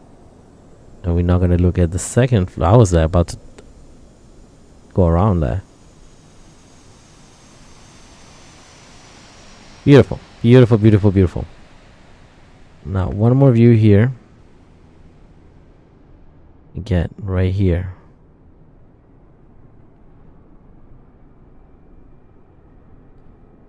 And that is the top down view basically. Now we call it a night.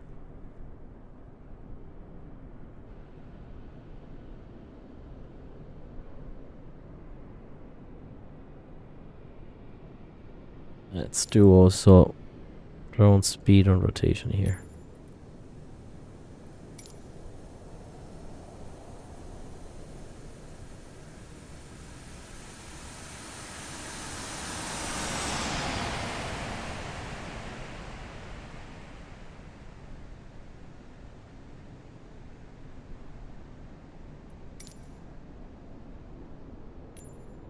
Ah.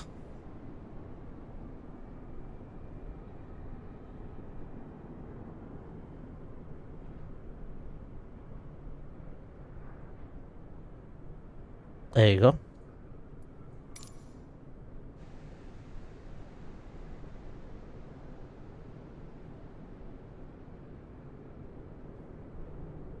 That was pretty good landing. Alright, ladies and gentlemen, we have arrived to Casablanca after... What was the flight time? I didn't even check.